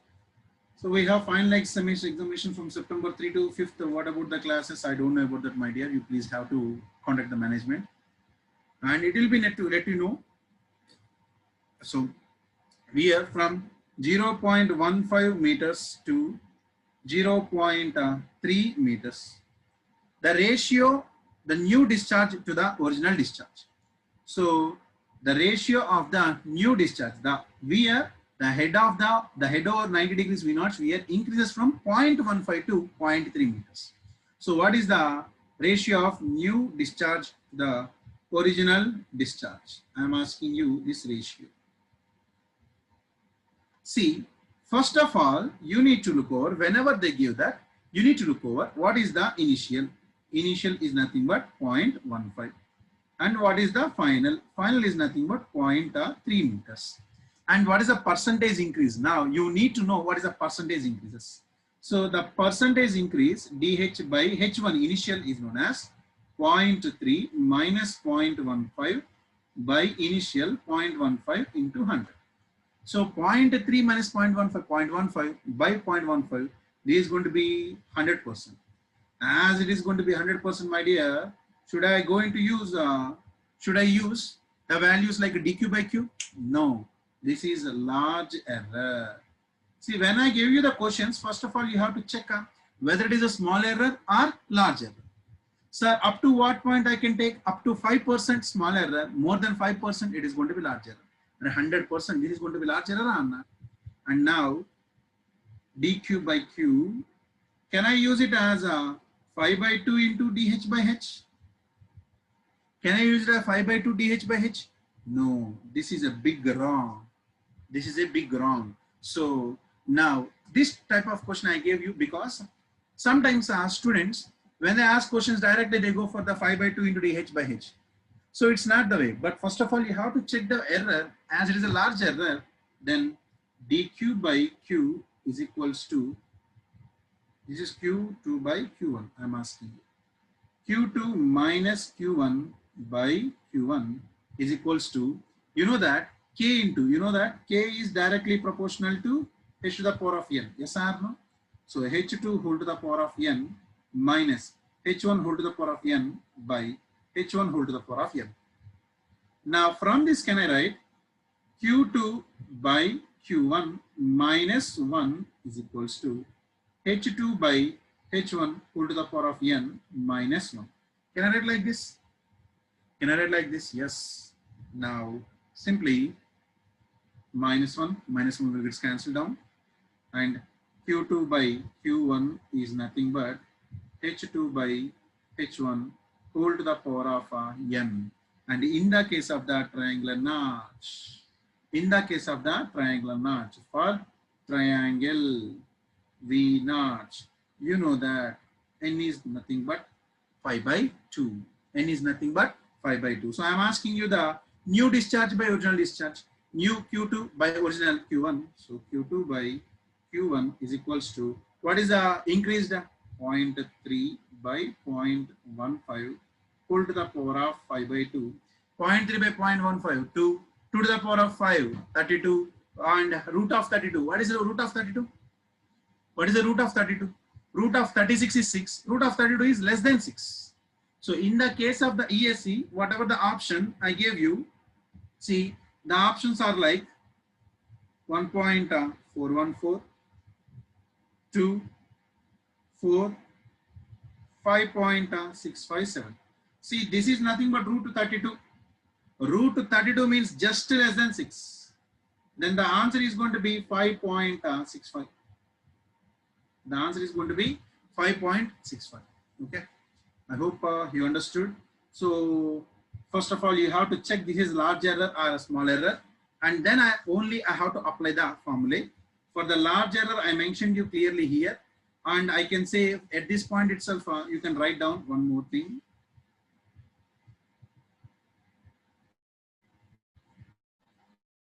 This point itself, you can write this. So Q2 by Q1 is nothing but H2 by H1 whole to the power of N into 100%. You can write this directly.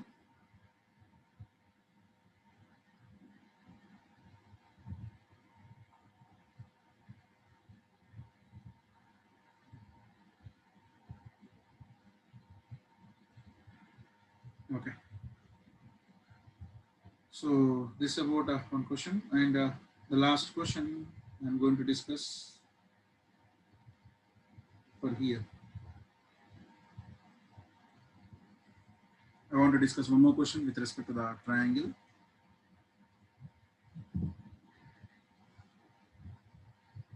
So question. In a 90-degree V notch for a given head, percentage error in estimated discharge.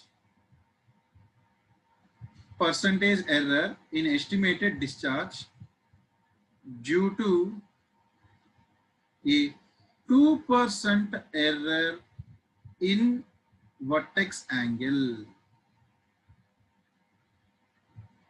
2% error in vertex angle is above dash. This is a previous ESE question. This is a previous ESE question. So in a 90% V notch for given head, error in the estimated discharge due to 2% error in the vertex angle. Due to 2% error in the vertex angle is. So in a 90 degrees V notch for a given head, error in the estimated discharge due to 2% error in the vertex angle. So percentage error in angle d theta by theta into 100 is given as a 2%. What is the question I am asking you is dq by q. And as it is less than 5%, I can go for the smalls. Yes or no? So this is less than 5%. So I can go for the small errors. For the percentage small errors, you know that dq by q is nothing but theta by sine theta into d theta by theta. Yes. And you know here the theta is given as 90 degrees. And whenever you are substituting, you know clearly, you should substitute the angle in sine as degrees and in radians 90 into pi by 180 degrees, which means pi by 2 radians.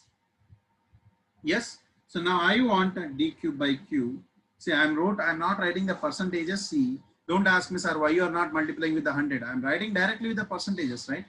dq by q is equals to, what is theta? Pi by 2 by sine 90 degrees into 2%.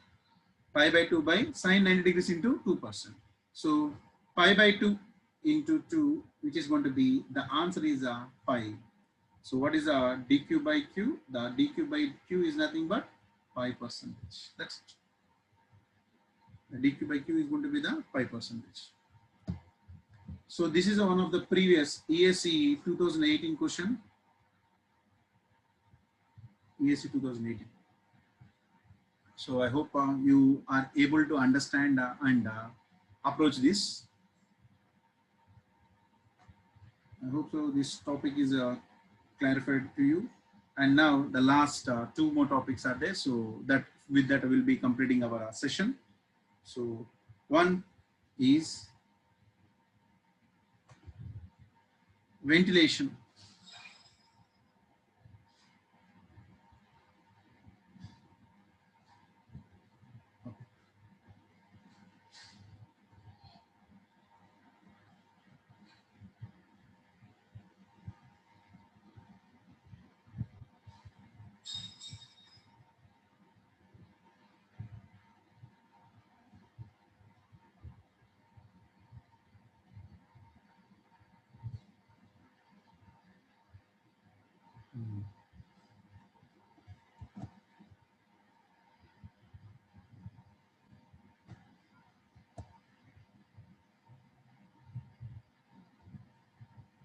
So what is meant by ventilation, sir?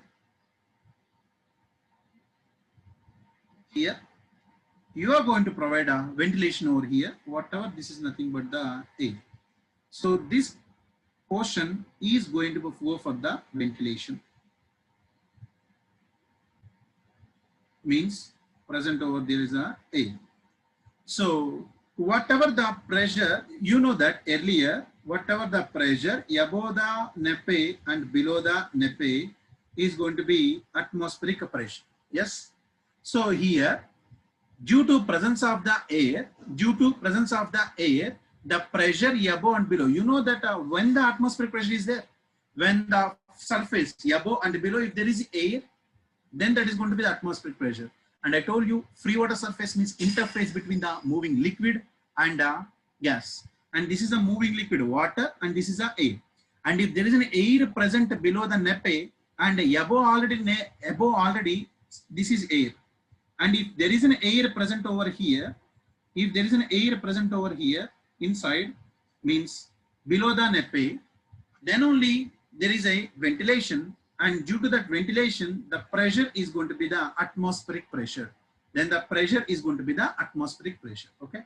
So now you see.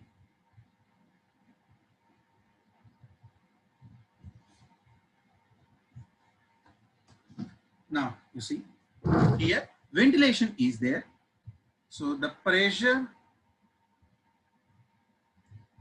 below nepe is hydrostatic,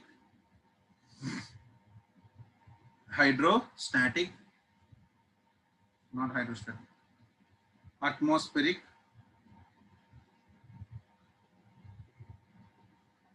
due to presence of air.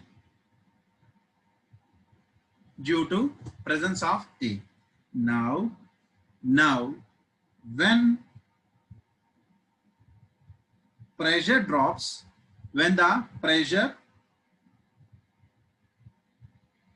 drops below atmospheric, then nepe pulls down, more flow rate. When the pressure drops below atmospheric, when the pressure is going to be drops below the atmospheric, so which means in the case of the pressure drops below atmospheric, so P is going to be less than atmospheric pressure, then what happens is the nepe will get pulled down by means of the nepe will pull down more flow rate by expulsion of air. So then the flow rate is going to be changes. So when the pressure drops below atmospheric pressure, then the NEPE pulls down more flow rate and it will move towards the weir. It will move towards the weir. Okay.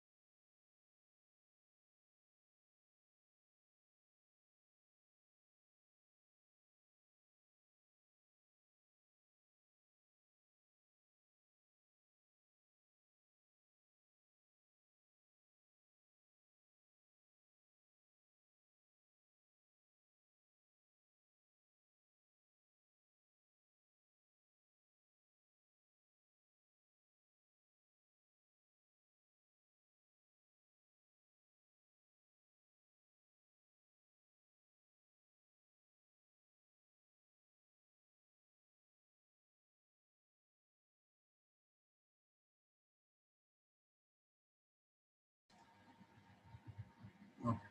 So now, please observe. So when the pressure drops below the atmospheric pressure means negative pressure, right? So that's nothing but the negative pressure. So the NEPE will get pulls down and more amount of flow rate is going to be passes. So that is due to expulsion of air. That is due to expulsion of air. And if that is the case, there are two type of NEPEs. So this is a free NEPE. When the atmospheric pressure is going to be this is going to be here.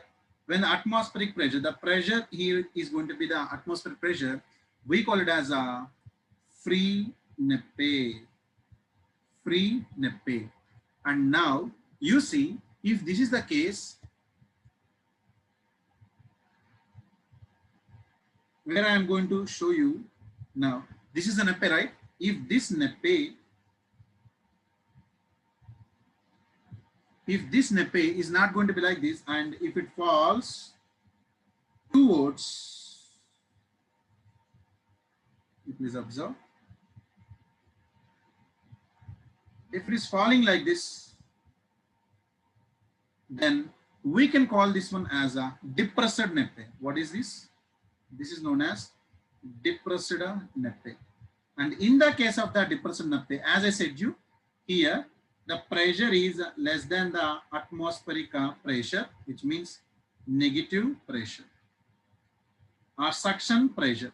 See, what is the meaning of negative pressure, suction pressure? So this NEPE will move towards the weir, and here the discharge is going to be increases. So here the discharge is equals to 1.05 to 1.07 times of discharge of free NEPE. As I said you, NEPE pulls down more flow rate, which means the discharge is going to be increases by 5 to 7% in the case of the depressed NEPE. Now, if the same is going to be further decreases, if the pressure is going to be further decreases, then we call that one as, now you see in this figure,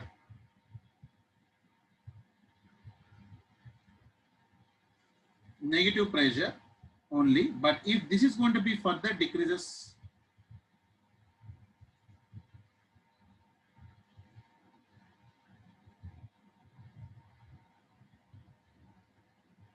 and if NEPE is going to be false like this, if the NEPE is going to be false like this, you see here the pressure is going to be much decreases, then this type of NEPE is known as a adhered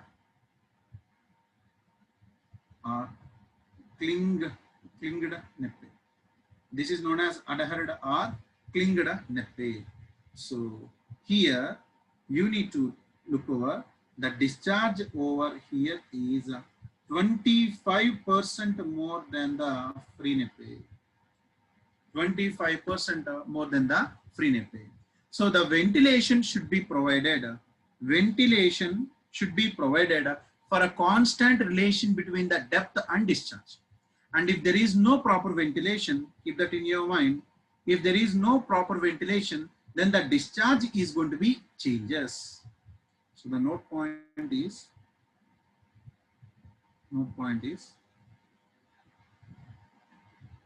ventilation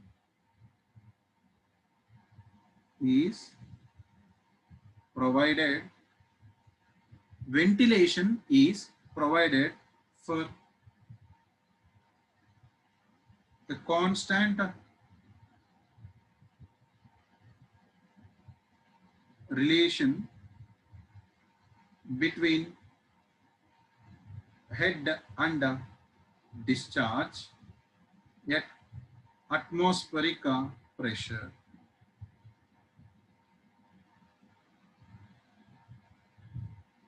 At atmospheric pressure. Okay. And if no ventilation, then due to negative pressure,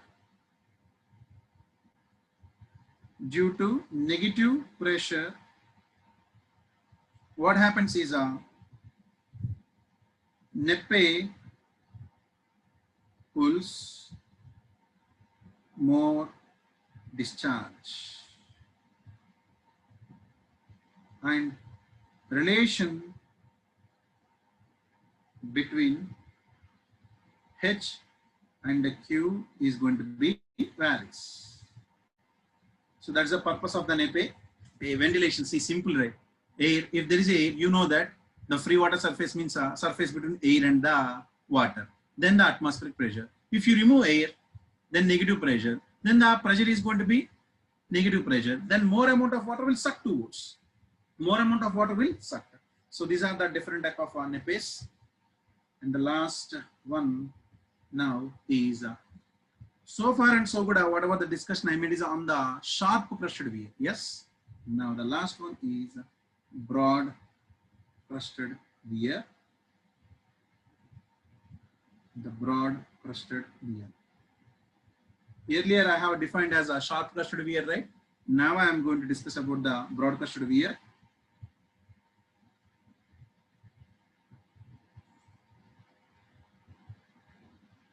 So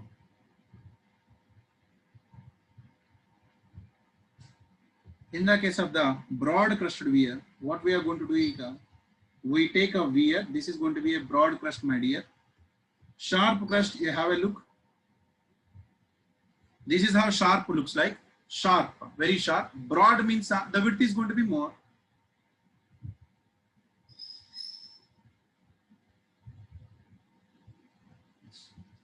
So this is important means in the case of the open channels, this is one of the device that we are going to use to measure the velocity directly. How?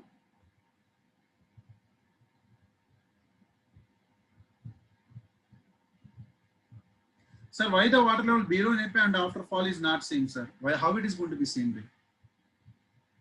When you are asking the question, please just think about that once. Okay. Now this is a broad crust. When you allow the water, then see this is the water coming over the weir, and when the water is allowed over the weir, see this time the water means this Nepe is going to be supported by the weir. This is going to be supported by the weir. So far and so good. Whatever the discussion I made in the case of the, let me recall. Let me recall the sharp crusted weir. So in the sharp crusted weir, I said you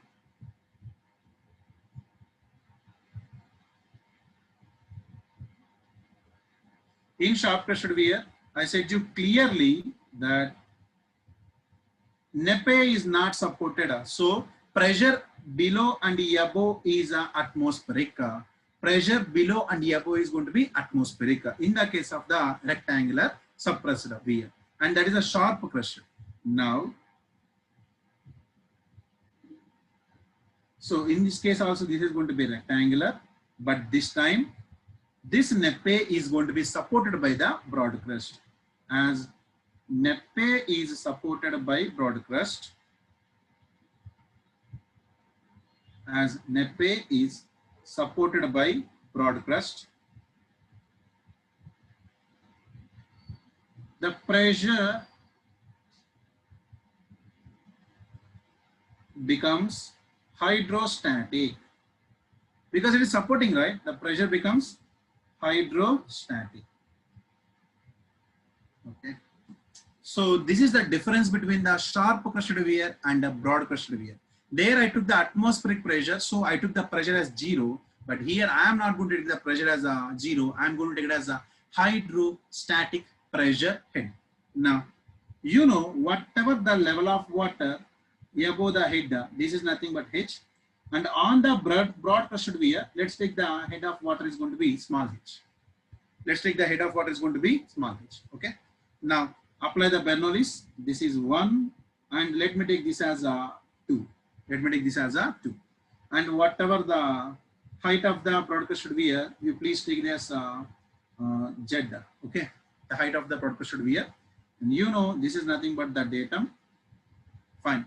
So the difference between the sharp crested weir and broad crested weir is going to be this supported by the broad crest, that the pressure is going to be becomes hydrostatic. Now apply the Bernoullis principle.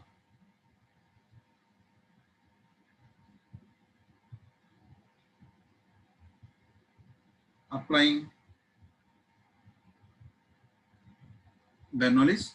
So when I apply the Bernoullis principle, you know, P1 by rho g plus V1 square by 2g plus Z1, P2 by rho g plus V2 square by 2g plus Z2. Anyways, at one free water surface, I'll just simply neglect this value 0. Velocity head is going to be neglected. And what is Z1, please? What is Z1? H plus Z. This is going to be H plus Z. But this time, now you tell me, in the case of 2, you are going to take is it going to be 0? No. This is a hydrostatic. Now, if I insert a piezometer, at this point, this is a piezometer. And you know that piezometer is used to measure the pressure head. So now you tell me, does this water is going to be rises or not? Yes, up to this height. And now whatever the pressure head over here, right? This is known as a P by rho g. So that pressure head, this pressure head is known as a head. So whatever this value, this time you need to take it as H. You need to take it as H, not as 0. So this is the difference. There I took that as 0 in sharp crested weir because below atmospheric pressure. Now it is not atmospheric pressure. This is a hydrostatic. So you know these points. We have been discussed a lot about the pressure heads.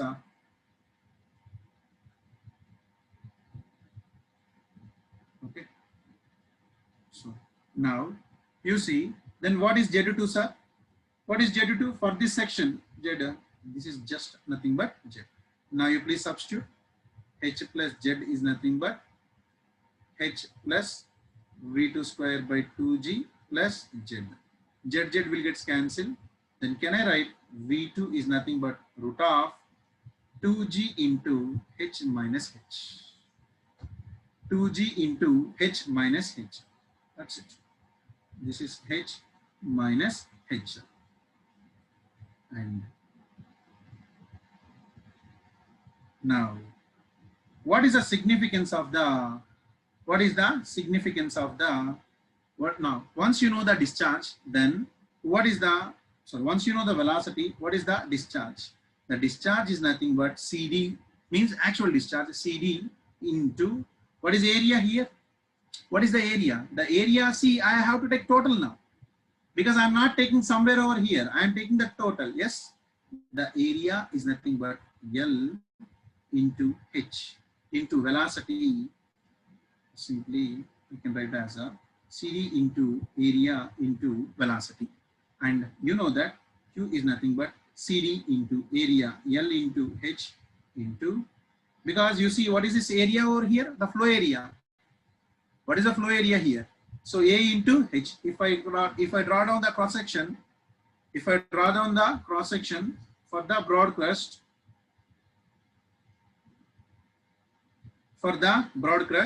so you know now this water, what is this head of water over here on the broad crust? H. And what is this? L. So now 2G into H minus H.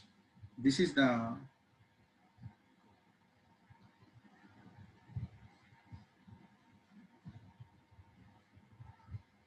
condition in the case of the broad-crusted weir. And now, what is the note down or the next point? First point is the pressure, and the second point in the broad-crusted weir is the flow on the broad-crusted. The flow on broad crust is adjusted in a way to carry maximum discharge. To carry maximum discharge. What is the meaning of maximum discharge? You please remember, in the case of the open channel flow, we have gone to this.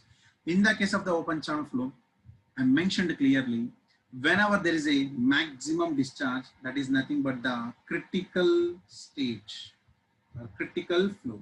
So whenever you say the critical flow, that is nothing but the maximum discharge. The flow on a broad crust is adjusted in a way to carry the maximum discharge, and then whatever the depth at the critical flow, you know that H is going to be YC. H becomes a YC, and you know that at a critical flow, the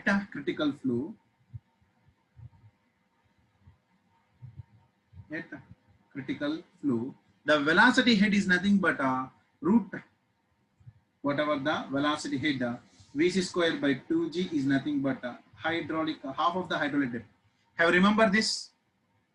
And H is equals to YC, and V2 is equals to critical velocity. Whatever the velocity here is nothing but the critical velocity, my dear. See, whatever the velocity I am finding is at the 2 only. This is going to be the critical velocity. And you know, in the case of the rectangle, this is going to be YC by 2. Yes. So now I can substitute this one. Now I can substitute this one. So if I do substitute this, so what is the H value? Please tell me here. So this is nothing but H by 2. The velocity head is nothing but, give me a minute, half of the hydraulic depth. Okay, fine. So now can I write from here, 2 will get cancelled. Vc is equals to root of G into H.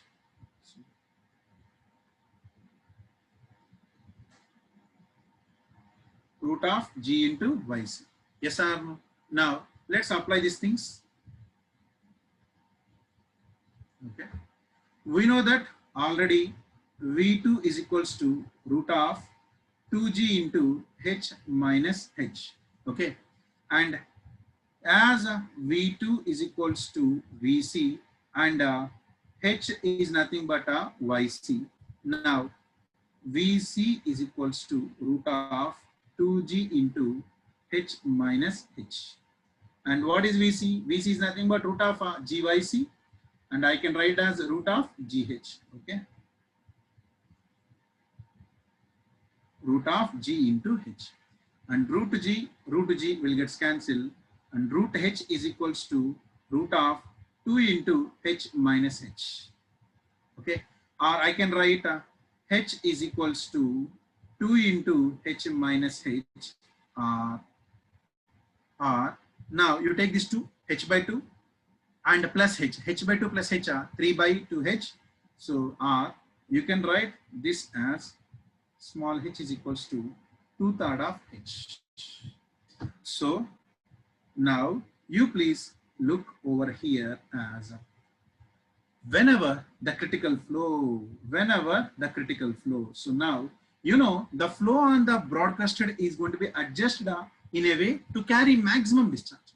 So whenever the discharge is going to be maximum, you know the critical flow, and at a critical flow, whatever the depth H is nothing but YC, velocity is going to be VC, and at a critical flow, you know that hydraulic means velocity head is nothing but half of hydraulic depth YC by 2. And then from here, I'm substituting YC as H, then I'm equating this one. So I got to know this H is nothing but 2/3 of C. Then what is the maximum discharge? Q is nothing but CD into L into H into root of 2G into H minus H. Yes. Then what is the maximum discharge? The maximum discharge is going to be CD into L into H as a 2/3 of H into 2 into 9.81 into H minus H. H minus H. H minus H means H minus 2/3 of. Please find out this value. And if you do find out this, then so it's going to be like, let me see that once.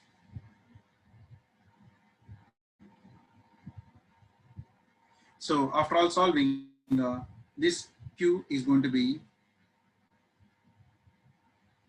1.705 CD into L into H to the power of 3/2. That's it. CD into L into H to the power of 3/2. Where here CD value is going to be around 0.8521. So this is about the broad crested weir, and that's all we require. So in the case of the broad crested weir, what are the points that you need to know? What is the CD value for the broad crested weir? 0.8521. And what is the depth? What is the depth over the broad crested weir? Over the broad crested weir, it is nothing but a critical depth. Over the broad crested weir, it is nothing but a critical depth. And once you know the critical depth, what is the critical depth? That critical depth is nothing but the 2/3 of the head of water. What is the critical depth? 2/3 of the head of the water. The critical depth is nothing but 2/3 of the head of the water. 2/3 of the head of the water. And then discharge is going to be maximum. And what is the coefficient over here? 1.705. So with this, we completed the different type of the flow measurement devices, weirs, notches, mouthpieces, orifices, and corresponding CD values. Everywhere I have given the CD value. What is the CD for the triangular notch, rectangular notch, and broad crested weir, and how to find out the percentage errors, mouthpieces, orifices, what is CV, and I have given you some questions for solving also. That's all with respect to the flow measuring devices. And in the case of the broad crested weir, the 2 points that you need to remember is nepe is supported by broad crust. So the pressure is going to be hydrostatic. So I'm going to measure by means of the pressure head, piezometer. The second point is the flow on the broad crust is maximum. So that it is going to be create a critical flow, and which means the depth is going to be critical depth. Then what is the critical depth? 2/3 of the head of the flow, and then CD is equals to 0.8521. So this type of the things. Is the time we have enough for preparation? How to plan schedule? Please tell as per your experience. I told already a lot of times.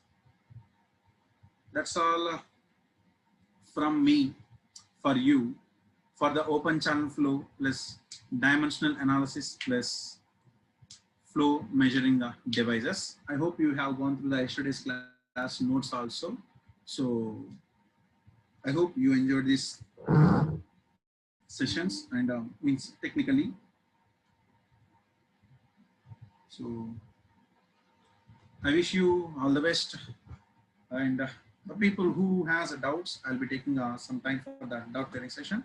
So 10 to 15 minutes I'll be taking, and then we'll go for the, anyways, next class is the right for you, right? So, कितने hours study करते थे? I don't know exactly how many hours I used to study. Yeah, I'll send this PDF today, and still see my contact details I am giving you. Contact here. My mail ID, pawan.acefaculty@gmail.com. That's my mail ID, and my number 8555982 That's my number, and you can follow through Insta as my Insta ID Pawan 9. That's underscore, not slash. So Pavan 1 9. Okay. So if you still have any doubts, and especially I'm telling you, so if you require any guidance also, you can feel free. You can contact me whenever you feel pressurized. So you try to contact me, and I hope so. I may be available, and if there is a time, I'll make myself. So I can ask you to call at some particular time also, so that we can speak out. But make sure yourself to be positive all the time, because whatever that happens to you, that is not going to be the end of the day. Even whether you get the rank or not, that is not going to be end of the day, and that is not going to be judge you as a person. Okay, so keep that in your mind, that today is not the day, that is the end of the world and the end of yours. Make sure there is a tomorrow. As we believe there is a future, there is a tomorrow. So keep that in your mind, work hard and focus on your work. So whatever the things that has happened to you in the past, don't let your past to ruin your present so as to forecast your future. So that was the words said by Dr. Abdul Kalam. So he was one of the best personality who has given a lot of positivity to a lot of people, and he was one of the person whom I admire a lot. So during my low situations, so keep that one thing: don't let your past to ruin your present so as to forecast your, or so as to blackmail your future. So the present is present. Forget about the past. Look over the future. Go with that. And if you have any doubts regarding to the technical subjects, means this is the last subject that I can teach, and hope so I cannot means you may not see me later, because mostly for most of the students I have taught the geotech, and for the students who have joined later batches, that we'll be discussing again in the geotechnical engineering. But for the people who have already completed geotech, I wish you all the best for the GATE examination, and for the ESA examination, you do well, study well, work hard, and that's the only motto that you need to keep. So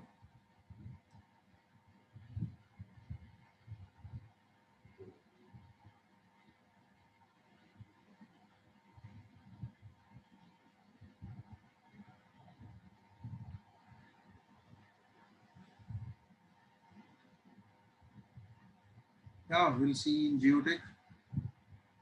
Yeah. Okay, fine. That's all from me. So you please go through the notes. I have given each and every point, and I'm taking some 5 to 10 minutes of doubt clearing session. I'm enabling the raise of hand option. So if you have any doubts, you please raise your hands so that we can speak out. And those who wants to leave, they can leave, my dear.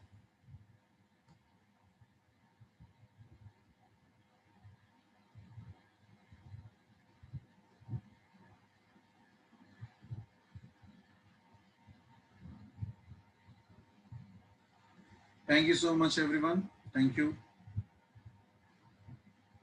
Miss your teaching. Fine. There are videos are there whenever you miss my teaching. So all the videos has been recorded, and you can go through that videos, and you can see that. And if you still miss me, you can contact me. Though we cannot meet physically, means a person in person, so we can meet virtually. Okay.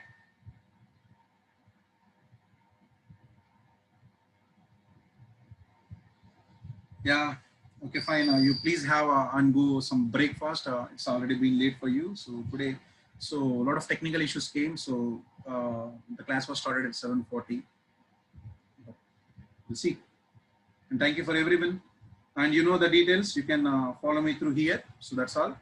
And one person is ready to ask a question. Mr. Pavan Kalyan. Speak out, Pavan. Hello, sir. Yeah. Sir, in this broadcast we are allowing critical flow, no, sir? Yes, yes, yes. Sir, but we have discussed that critical flow is highly unstable nature. Yeah. Means why it is going to be create a critical flow means to measure the flow rate. We need to measure the flow rate, right? Yes, sir.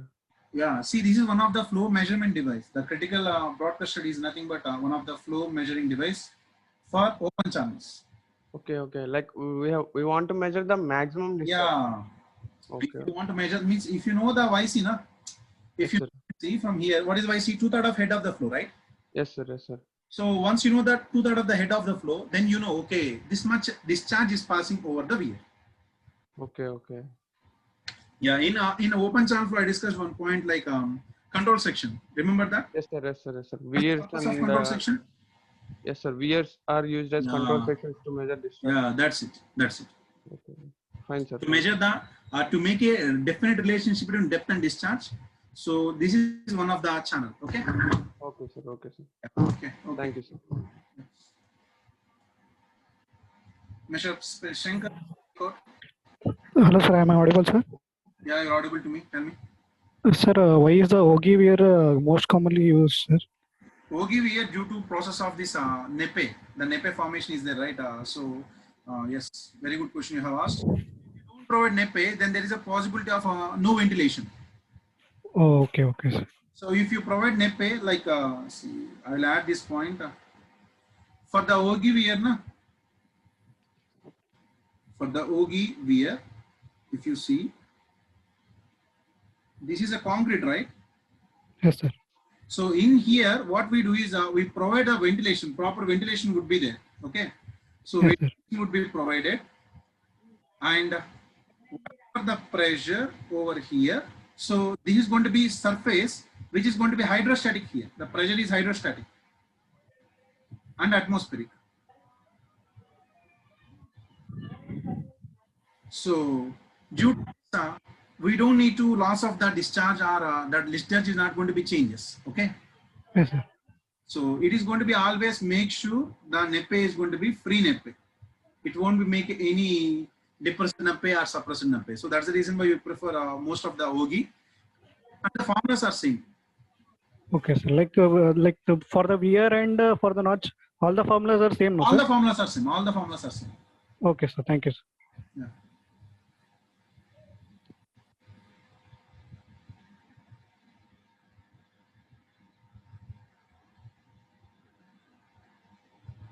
Okay. So next, last one. I think no one is there. Okay, we'll meet sometime like there is a doubt clearing sessions. So we'll be seeing later once the subjects are going to be completed. I'll be in constant touch with you. So don't worry about that. You can contact me. Yes, that's all. And goodbye. All the best for your future.